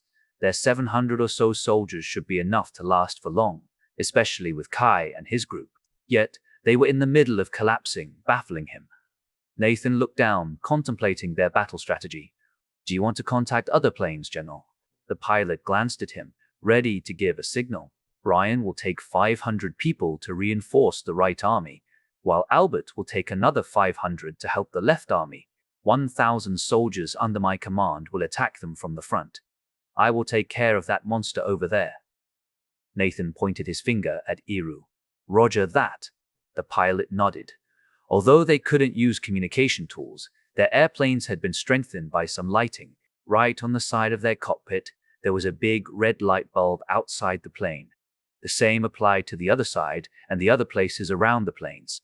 The pilot sent a Morse code to the other planes using this feature, while the two spread the signal so the others could receive the order as well. This way, the magical beasts wouldn't pick up their communication signal and stay under the sea. This had become another reason why the government chose to produce more of these cargo airplanes, because this technique was not practical for a high-speed air battle. There are only 30 seconds before we are ready to drop off. I am going then. After giving his order, Nathan said goodbye to the pilots and left the cockpit. Good luck, General. The two pilots saluted until Nathan left. Meanwhile, Kai also realized their plan due to his extraordinary hearing. Luckily, they were inside his hearing range due to the fact of how low they are flying. He took a deep breath and looked at Michelle. Go help Ayaka and Sophia. I will handle him alone. Soon, your grandfather will help me, so don't worry. Michelle hesitated for a second before nodding her head and leaping toward the giant monster. Do you think you can stop me alone? Eru glared at him. Numb. I just believe that you are going to lose in just a few minutes. Kai shook his head. He had realized the strength of the protector. So he answered without hesitation. Back then, Ra was trying to help Eric even though he had been living on the land for a long time. Compared to Eru, Ra seemed to only use 30% of his original power. That was why he knew that even Rhea might probably lose if she fought against the protector in a situation like this. Eru gritted his teeth, couldn't stand to see this calmness. Even though Kai was already injured all over, he should be able to hold him down for a few minutes. And the fact that the situation on the battlefield didn't turn worse because Tasha sent many magical beasts to the sky, Eru knew that the situation would be overturned in a few minutes. He took a deep breath and laughed. Ha! Good, good. I never thought that you could make me this desperate. You are indeed a man of talent, Kai Carter. Let us see whether you are still able to hold on after a few minutes, because I will now fight with my life on the line. Kai would never expect this type of response from Eru. He gritted his teeth and roared, Ha ha! The two leaped toward each other, clashing a few hundred rounds in just a matter of seconds. Kai was punched and injured all over his body, but Eru was no better. After ignoring his defense, Eru was going for the offensive, not caring about his wound even a little bit. As a result, Kai's wounds were far worse than his. Suddenly, Clang Cage Kai's sword was blown away by the claw, as another claw was trying to punch him right on his stomach. Oscillation Shield. The green magic circle appeared and stopped his claw. Eru also felt the repelling force from this magic circle. Nonetheless, he realized the force was already too weak to stop his attack. Eru broke through the magic circle and punched him on the stomach, blowing him away to the magical beasts. Bam, thank you, Isabel. Kai panted as he realized Isabel shot her bullet at the last second to reduce the impact from the punch, or else he would get some broken ribs. Neither Eru nor Isabel could hear Kai's voice, and the former already charged at him. Kai noticed this and remembered one last thing that his teacher had entrusted to him, and immediately cut some magical beasts into some big pieces, sending them flying to the air. Tasha didn't know why, but she felt Kai wanted to do something different before recalling what Rhea Ross said. He already has the concept, but he lacks magic power, if the requirement is fulfilled. These words flashed in her mind before she opened her mouth in surprise. Kai created several magic circles around him, facing Eru. They were all behind the magical beast's parts. To think I would use my magic before testing it first, Kai muttered to himself before using his sound insulation magic to close his ears. Anyway, I can only risk it if I want to win. Eru furrowed his eyebrows, not knowing what kind of attacks Kai would show him. I haven't named it yet, but I will call this for the time being. Kai activated his magic circles as soon as the magical beasts aligned with his magic circles. Sound Blast. The magic circles released a high frequency and energy sound, blowing the magical beast parts like throwing a rock. They all flew like a bullet, and their target was none other than Eru Watt. Eru was surprised and tried to deflect everything with his claws. There were still a few pieces left, with a whole giant crab flying toward him. He deflected it like the others, but Kai was actually using the crab as his cover. Do you like my present? Kai smirked as he slashed Eru with his sword, creating a quite deep wound on his chest. Arg! Eru spat out blood as he saw Kai already a few meters away from him. The magic is really taxing. Kai's condition was not any better. He was panting, trying to catch his breath. The new magic was indeed taking a toll on his body. The concept of the sound blast was taken from the sound levitation. However, he felt the force behind it was too weak. He had tried many things to strengthen the force, but to no avail. 1 month ago, he finally found a rough concept on how to fix all the flaws in sound levitation. First of all, the concept itself was something similar to his oscillation shield, vibrating the particles and sending powerful energy through the air. By using this concept as his lead, Kai went further with his research. He remembered he had something that could fix the power. Although it was a double-edged sword, it was only if he used it to its fullest potential. Ultrasonic Assassin. It was the name of magic that he used with Ayaka the first time they formed a team. This magic shredded him into pieces because of its powerful energy. To fix the floor and incorporate it into the sound levitation, he toned down the energy a little bit.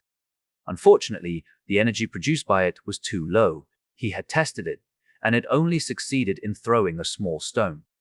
That was why he took the sound insulation magic to another level. By creating a half sphere behind the magic circle, Kai could release the energy from two sides of his ultrasonic assassin magic circle. The first one was from the front, and it had no problem. The second energy was reflected by the sound insulation magic and flew to the front. This way, the magic circle had no problem in sending this big magical beastfly oscillation shield, ultrasonic assassin, and sound insulation. These three magic had helped him create support, but offensive magic for him. Although he couldn't achieve the desired levitation yet, he believed it was only a matter of time before he succeeded in his research in this area. However, using three magic at the same time was easier said than done. If he didn't have 20% of magic power, he wouldn't be able to use this at all. He was grateful to Rhea for bringing it to him at the right time. Well, she already promised to bring it to him a few months ago. So Kai shook his head and sighed. I think it's time for me to learn how to shoot. As he joked so, Eru roared, "You bastard!" Suddenly, another voice also resounded across the battlefield. It was full of curse toward Eru, as there were three crescent-shaped water blades flying toward him. "No, you are the bastard." Boom, boom, boom. Chapter 217, Overturns. The situation, boom, boom, boom. The wind blades exploded as if it hit something.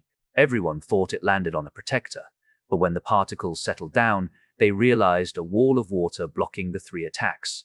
Kai smiled, looking at the old man above the wall. "You are late, sir. I rushed here, all right?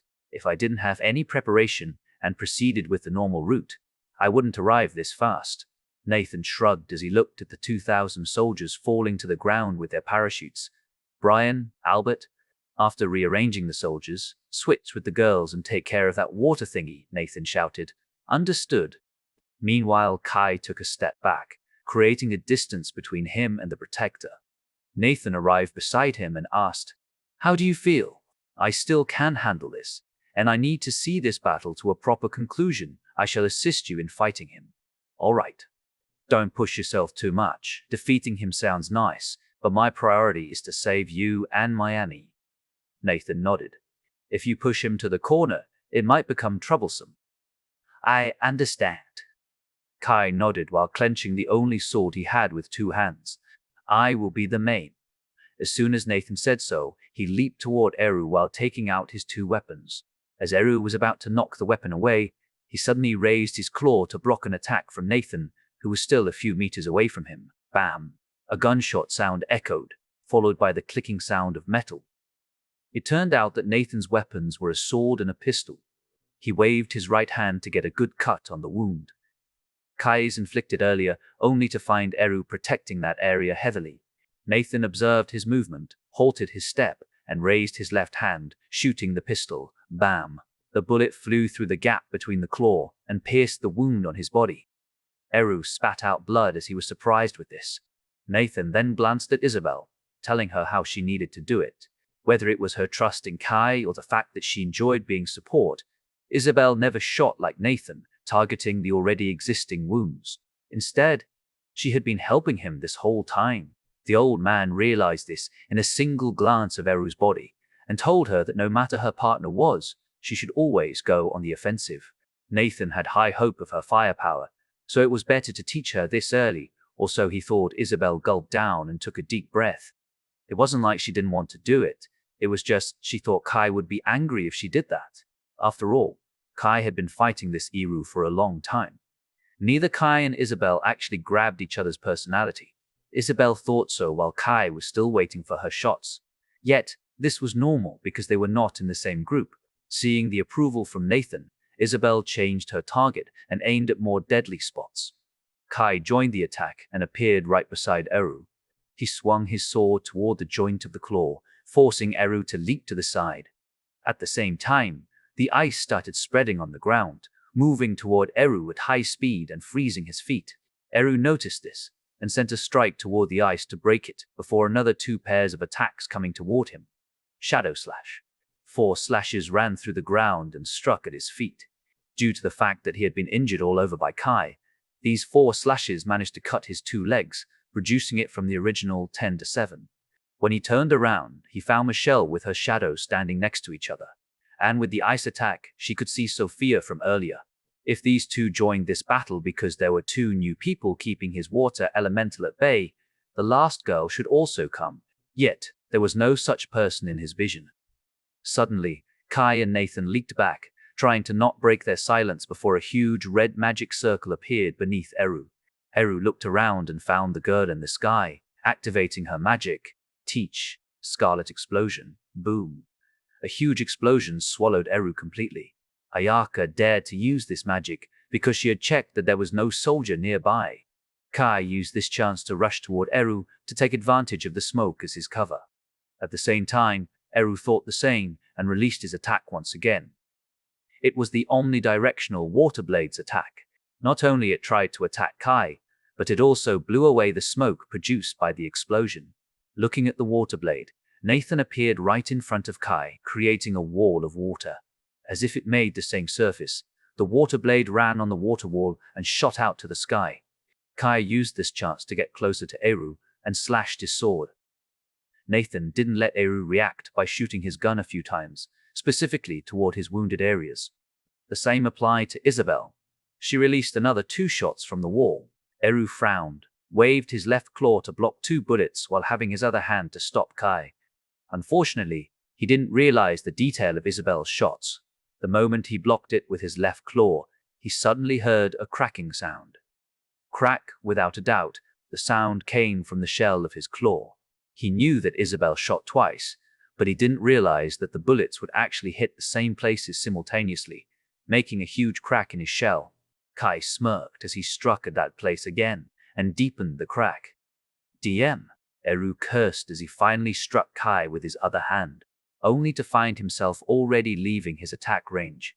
I'll be able to destroy that claw with another attack, Kai informed. Nathan nodded after getting impressed by the marksmanship.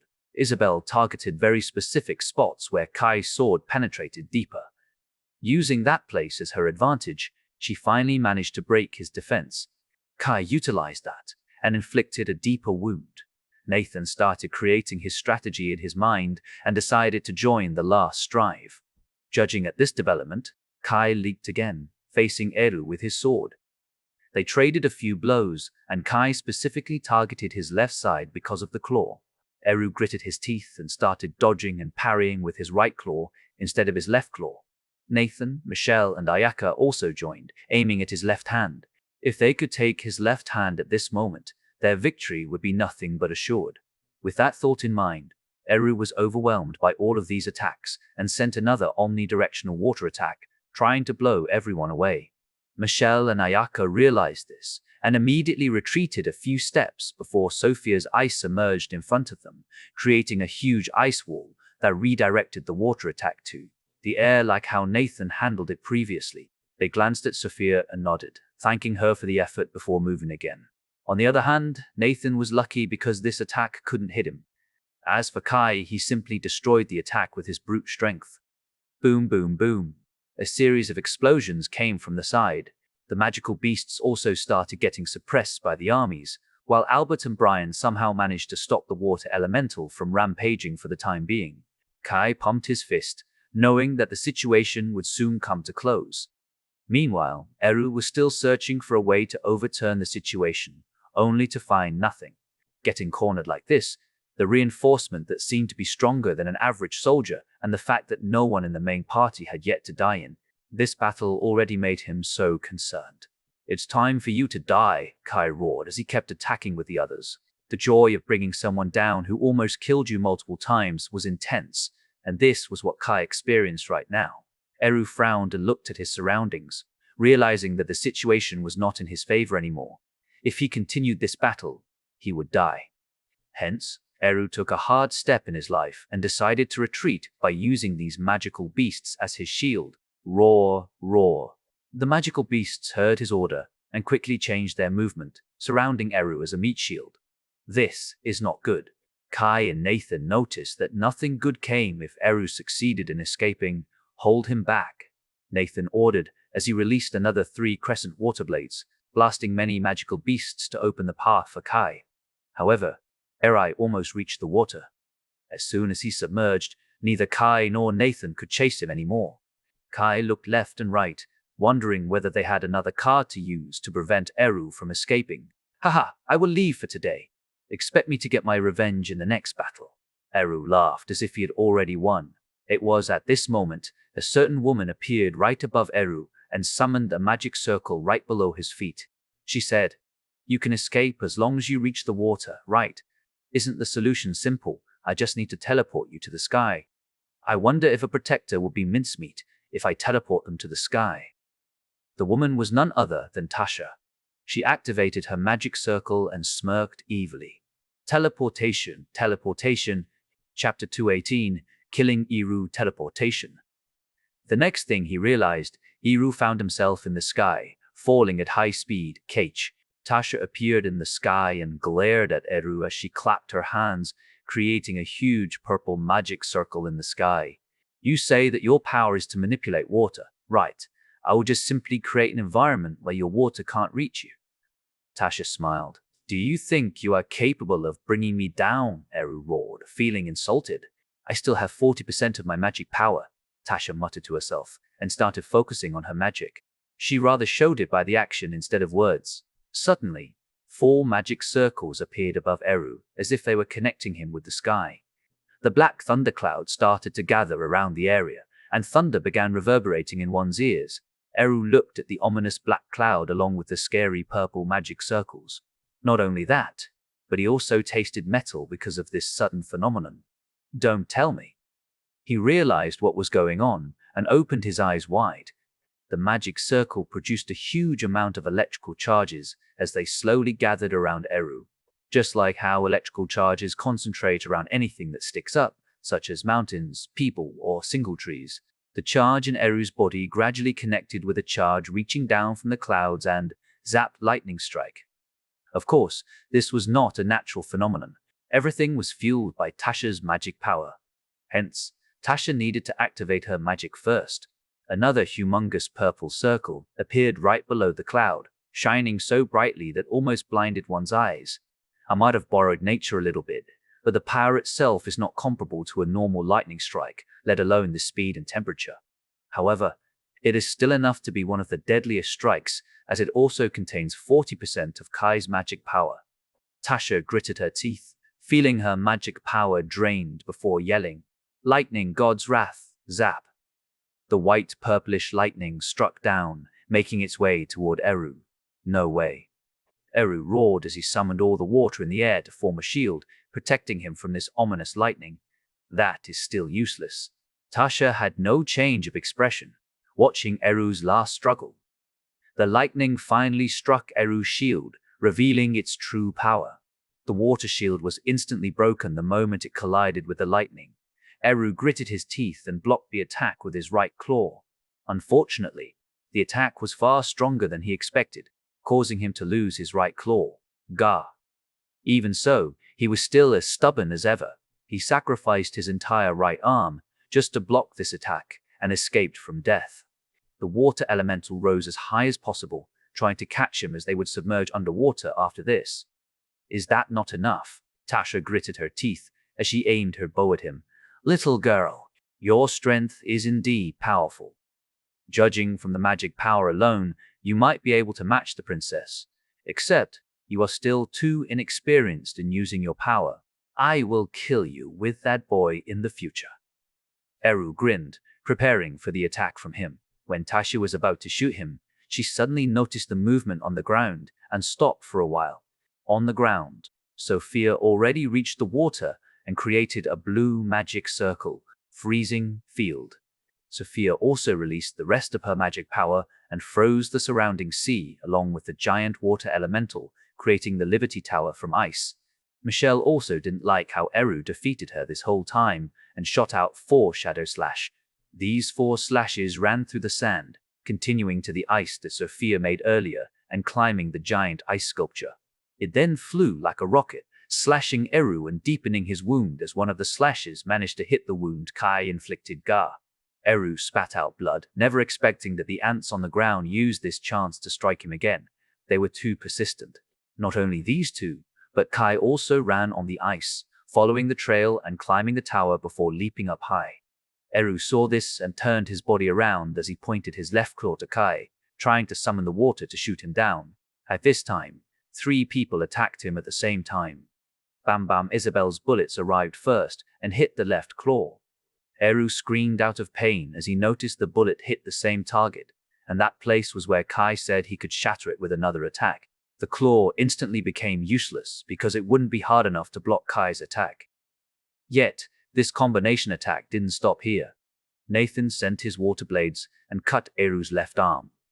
Meanwhile, Ayaka's fire magic blasted all the particles away that would soon turn into magic, cancelling his attack toward Kai. Eru gritted his teeth and glared at Ayaka, Isabel, and Nathan. If they didn't interfere, he could still block Kai's attack, allowing him to have a chance. Now that he had lost his 2 arms, he had only one way to stop Kai's attack. Turning his body around, he was planning to intercept Kai's attack with his back. Kai knew that this would be the last chance to attack him, and took a deep breath as he struck Eru's back with his sword. The sword slid on the surface of the shell and kept running through until it passed him. Eru thought it was his victory, but suddenly Kai flipped his body vertically and stepped on the air above him as a green magic circle appeared on the air. It was his new magic. And that magic could even send huge and heavy magical beasts flying, let alone Kai himself. As soon as he activated his sound insulation magic on both ears, he activated it and launched him in the opposite direction. Eru tried to turn around again, albeit the distance was already too close. I won't make it. With the thought in his mind, Kai slashed his neck with his vibration sword. Although there was resistance from the hard shell, Kai knew Eru wouldn't be able to survive this after getting reduced to this. I guess I lost today's match. As much as he regretted it, Eru closed his eyes and grinned. He looked at Kai and his sword that almost reached him and smiled. Remember, if you are going to solve the riddle in her words, you must look at the future. At the moment, Kai treated this as his last struggle, not believing until there was another talk before. He kept his target and finally sent Eru's head flying before the corpse fell into the sea. His trouble had yet to end as Kai looked up and found Tasha was still there. It seemed that her magic power was almost empty, so he decided to flip his body once again and use the sound blast to launch him again to the sky, trying to catch Tasha into his embrace. Tasha made the best smile on her tired face as she released her bow and stretched her hand, falling into his embrace. Seriously, you are really reckless. Kai smiled as he took a glance at her current strength. Still, since when have you created new magic? Hehehe, I am not procrastinating this whole time, you know. While you were busy with your research, I researched the lightning magic and arrived at this new magic. Tasha smiled. I will be telling you the details later. So, you should also tell me anything about your new magic? Sure, Kai smiled. They might have a warm conversation right now, but that doesn't change the fact they are falling at the moment. Even so, Kai didn't have any change of expression as the green magic circle appeared in the air. This was also another use of his sound blast. By sending the energy upward, it could lessen the impact of 2 people falling. Although it needed some kind of adjustment, Kai and Tasha were still stopped by the magic circle. Using this chance, Kai created another one, not far below the current one, and leaped toward it. The scene repeated a few times as Kai slowly descended from the air as if he was walking down the stairs. Only one word could describe this scene: magical. Because of the force from Sound Blast, Kai never actually touched the magic circle, so he looked like stepping and leaping on the air as if a prince carrying the princess to the ground. Tasha smiled the entire time and rested her head on his chest, feeling a bit tired after using all of her magic power.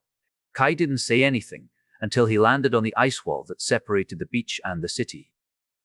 Putting Tasha down gently, Kai turned around and made a serious expression. Some of the people were mesmerized by that scene earlier.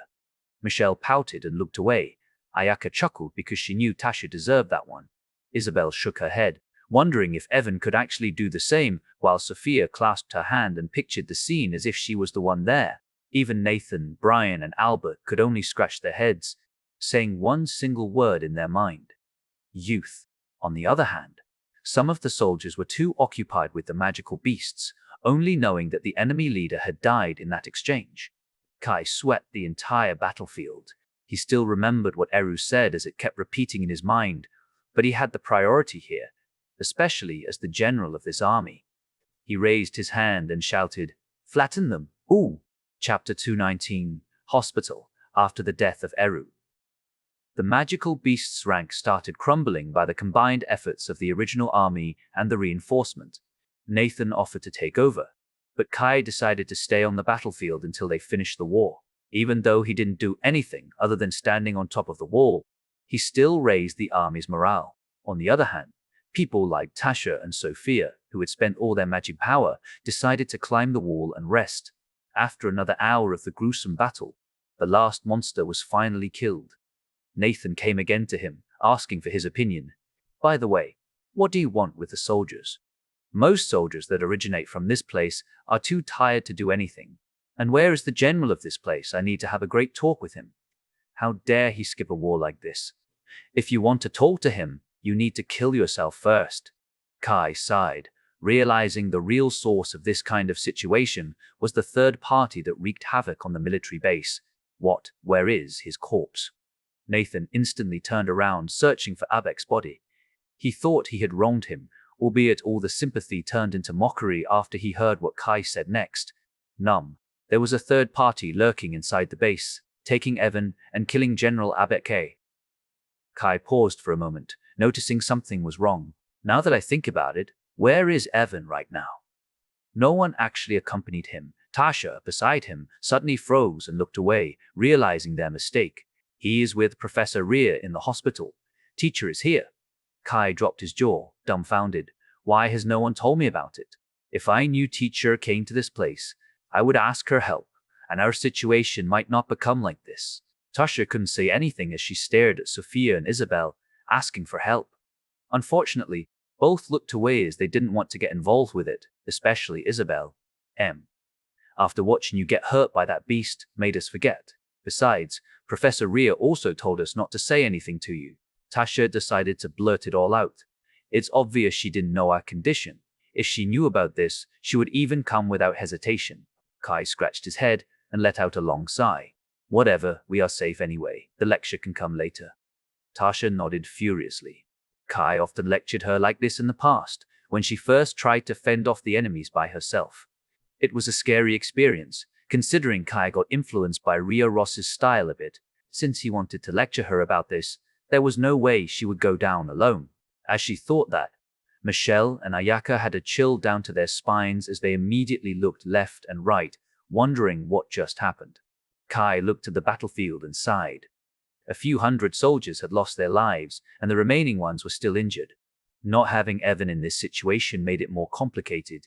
You can go to the hospital right now and heal yourself. Maybe you can also meet Rhea Ross there and have a chat with her. I will take care of the rest. Nathan smiled before jumping off the wall. Not long after, Silver came to him. "Sir, thank you very much for helping us in this battle. Do you know that General Abek has died?" "Or so I heard." Silver nodded. "We have never expected there are enemies inside our base, so this is our mistake. Despite having a disadvantage, Sir didn't retreat and kept advancing. That gallant figure of yours is truly that of a general." Kai gently smiled. Even though he had some immunity for praises, it still felt good to be praised. "Let me have the honor to drive you to the hospital." "It's fine." Kai shook his head, rejecting the idea. "I will go there myself. You should stay with the soldiers since they need you the most, not a student like me. However, can you pass this message to them? Everyone has worked hard, thank you." Silver was amused by the message. "I understand, I will pass it to them." After receiving Kai's message, Silver jumped off the wall and had a good chat with the soldiers. On the other hand, Kai opened his communication device and deleted the video from a few days ago. Sophia noticed this and thought it must be her video. "I have deleted the record, so you don't need to worry about them anymore." Kai looked at Sophia. "Though I first thought you wouldn't be of any use in this battle, it seemed I was wrong. So I apologize for underestimating you. And thank you for your efforts this time. Despite facing death, you are still helping me and the soldiers to win this war." Sophia grinned and raised her 2 fingers, making a peace sign. Don't mention it. You are going to make me embarrassed. Besides, I am not the type who will abandon my promise, so I will see the battle to the end, even if it means defeat. That's also one of the things that a general need to see. I just hope that you don't cause any problem before the conference starts. Don't worry. We will just enjoy ourselves here since we have come. Kai nodded and looked at Michelle and the others, asking them to climb the wall as well. How are you? Michelle was the first to arrive as she felt she would be the useless one here compared to Tasha and Ayaka. We can get to the hospital right now with the others and become one of the patients while waiting for Evan to wake up and heal us. By the way, what is that magic? Kai thought for a moment and glanced at Sophia before saying, I will talk about it later. Although she had helped them, he still shouldn't disclose anything to her, so he wanted to wait until they were alone with only his group. I understand. Nathan sent someone to drive them to the hospital. Although the city had been evacuated, the facility was still running. They didn't wait and just occupied one of the rooms together. Only Kai and Michelle needed the treatment anyway, since everyone was only exhausted after using their magic power. However, when they reached the hospital, he decided to visit the only 2 people in the hospital. Bam. Inside there they found Rhea with a surprised expression, and Evan, who was still healing his wound with his own magic. Some of his facial features might have come back, but his face could still be considered as disfigured. This was the first time Kai saw this and sighed. Sorry, Evan. It seems my decision to have you stand by in the base was wrong. Don't mind it. Evan shook his head. And look at you. You are covered with wounds, and I can see that Michelle suffers some internal injuries. Both of you sit next to me. I will heal you along with myself. Their eyes locked, and both of them had no choice other than doing what he wanted. Evan then created a water ball to heal their injuries while keeping the other one for him. Kai then looked at Rhea. Teacher, why didn't you want me to know you are here? I almost got killed by a protector, you know. Rhea opened her eyes. What a protector? Yes. I am not joking. I came here while avoiding your detection range, so I didn't know you were fighting the protector. Rhea glared at Michelle and the others. Why didn't you come to me? Especially Tasha, with your space magic, you can literally get me in a few seconds. Tasha looked away, as she couldn't utter a single excuse. Ahem, I will give you the lecture later, or Kai will probably do it for me. Rhea wanted to scold them, but she decided not to because Sophia and Julia were there. What happened to the protector? He died under the joint efforts of these people here and Sir Nathan. That's good then. After you are healed, I will head to the battlefield to check their progress. Yeah, Kai nodded. And thank you for giving me the device. It really helped me in the battle. I was supposed to give it to you a week prior, but I had something to do, so it was also my fault. I am glad that it can help you. Rhea smiled before looking at Isabel with a sly grin. That's right. You don't know about this yet, but there was a certain girl that became crazy because her prince got injured, you know. Everyone instantly realized who she was as they looked at Isabel. Tell me about it. Kai smiled with an amused face. There was no need to guess her prince because that person was exactly behind him. Right. She obliterated that tiger guy and tortured him in rage. If you even get into the movies, it's without a doubt needed to be censored. I wonder what kind of story that these two have. Rhea smirked as she grabbed Isabel, preventing her from escaping. When Kai wanted to say more, he suddenly realized that the water bubble that had been healing him disappeared. He turned around and saw Evan looking away, embarrassed. Ho ho, this is going to be interesting. Haha, I like it. As a reward, you guys can come to me if you want the medicine. I can make sure that there is nothing wrong with your zodiac blood, you 2 little virgins. Rhea laughed out loud. What, we can do that? Isabel blurted out of surprise, but they could hear 2 voices asking for the same question. The first one was Isabel, but the other one came from Sophia. She continued, where do I sign up for that medicine? Seeing that Zodiac's creator is Leo's teacher, does that mean Leo is no longer a virgin? What should I do to get that medicine? Do I need to be his girlfriend first? Where do I sign up for that? Oh wait, I can seduce him first. Sophia became a little too excited about this. She had once lost hope and decided to live alone. That was why she just wanted to do everything interesting to hide this feeling. Yet the solution was right in front of her. There was no way she would let this chance slip. That's right. Julia is also going to be a zodiac, so you can buy one and get two. Sophia grabbed his shoulders. Oh boy, Ria laughed. Did I just give you another problem? Well, not that I hate it. You should fix it, teacher. Kai glared at her with an annoyed face. Fine. Ria shrugged and looked at Sophia. There are two things you need to do. First, have Kai accept you. Second, become this base citizen. Oi. You have a deal. Sophia nodded her head furiously. You can't, Julia shouted, livening up the situation. Chapter 2000. Magic Concept. A few hours later, Kai and the others had recovered and only needed to wait until their magic power got recovered. At that time, Sophia decided to return to their hotel since Nathan had lifted the evacuation order, letting all people return to their activity. Unfortunately, the beach was closed for cleaning reasons, and they would only open it the day after. Sitting inside the hospital room with the others, Kai presented a question. Are we going to go with the schedule? Michelle thought for a moment and nodded.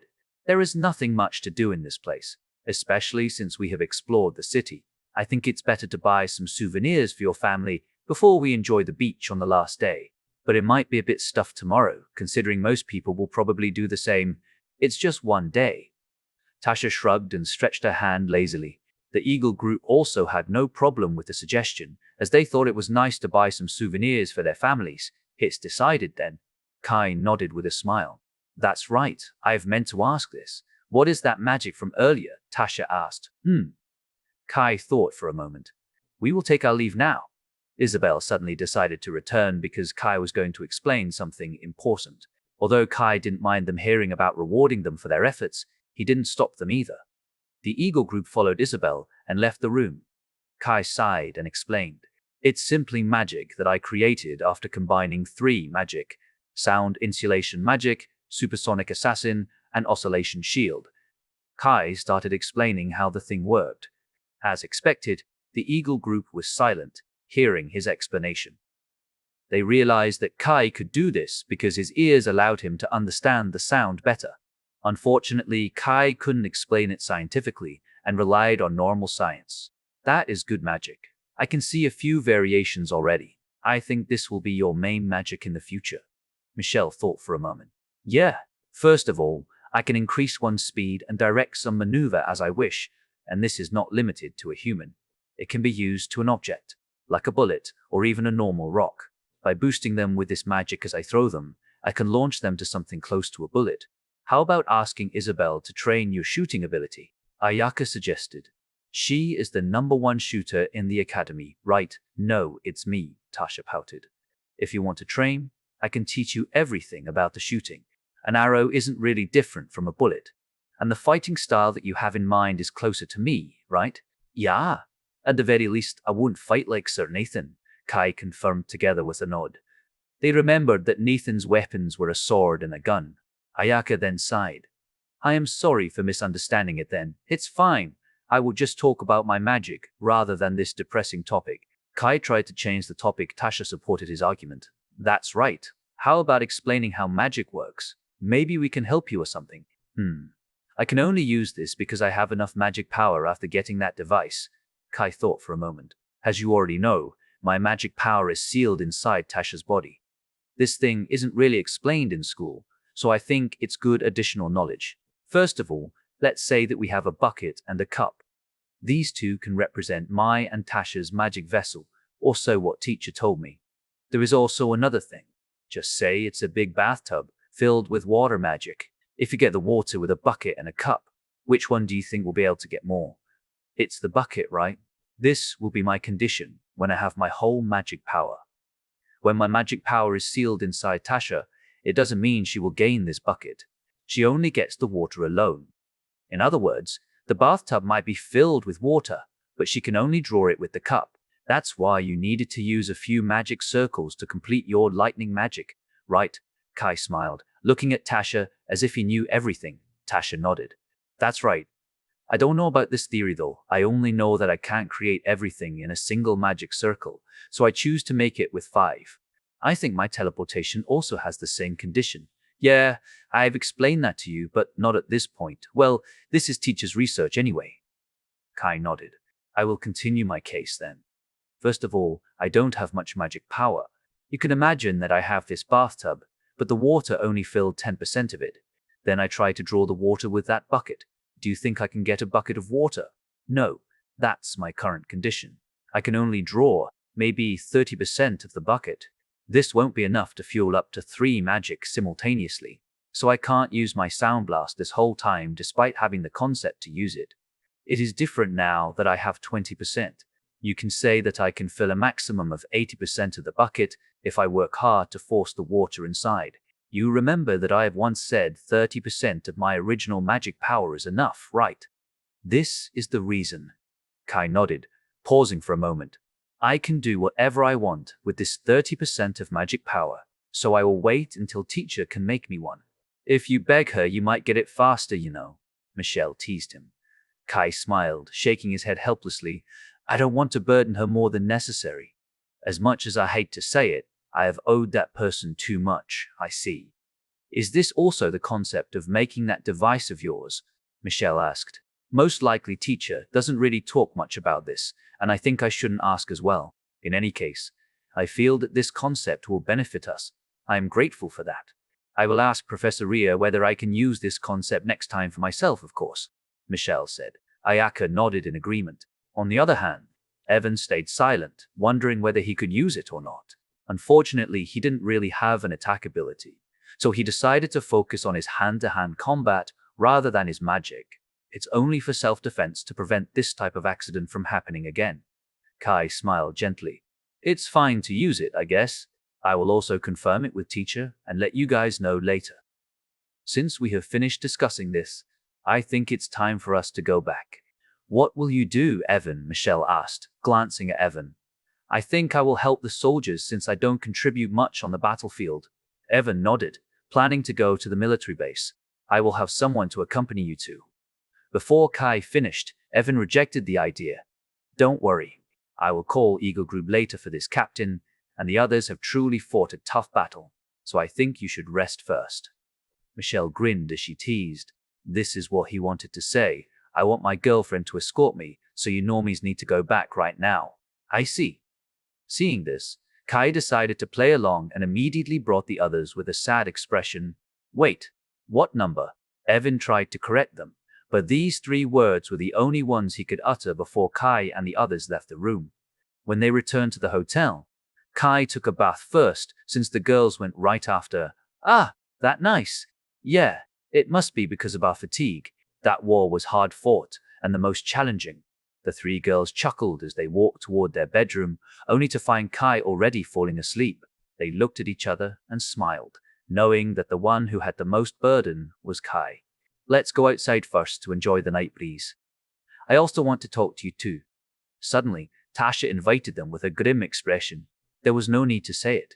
Michelle and Ayaka turned serious, realizing what she wanted to talk about. They followed Tasha to the balcony. Judging from your expression, I think I don't need to tell you this, right? Of course.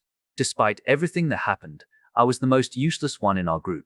Unlike you who decided to release your power, or Ayaka who held the water elemental, I didn't have any achievement in this battle other than getting beaten up by that Eru, Michelle said harshly to herself. I also didn't do much. My fire was utterly useless against that thing. Ayaka sighed before comforting Michelle. While you had commanded us brilliantly. Don't say that. I might hate myself even more. If everything can be resolved by commanding a few people, I would not need this strength. Sigh. I was the useless one just because I couldn't rely on my power too much during the day. Michelle took a deep breath and clenched her fists. Don't worry. I know what to do. You are not going to be a Zodiac, right? Tasha squinted her eyes. Michelle glanced at her for a few seconds before shaking her head. No, I have a plan for this. I will make it before another big battle comes. Ayaka also closed her eyes, knowing that she needed to do something to keep up with their progress. Tasha nodded before she said while looking at the sea, I will release my limiter soon. I think we have enough strength to protect ourselves now. Ayaka was clueless about this, but Michelle perfectly understood what she meant. She asked with a shocked expression, Are you serious?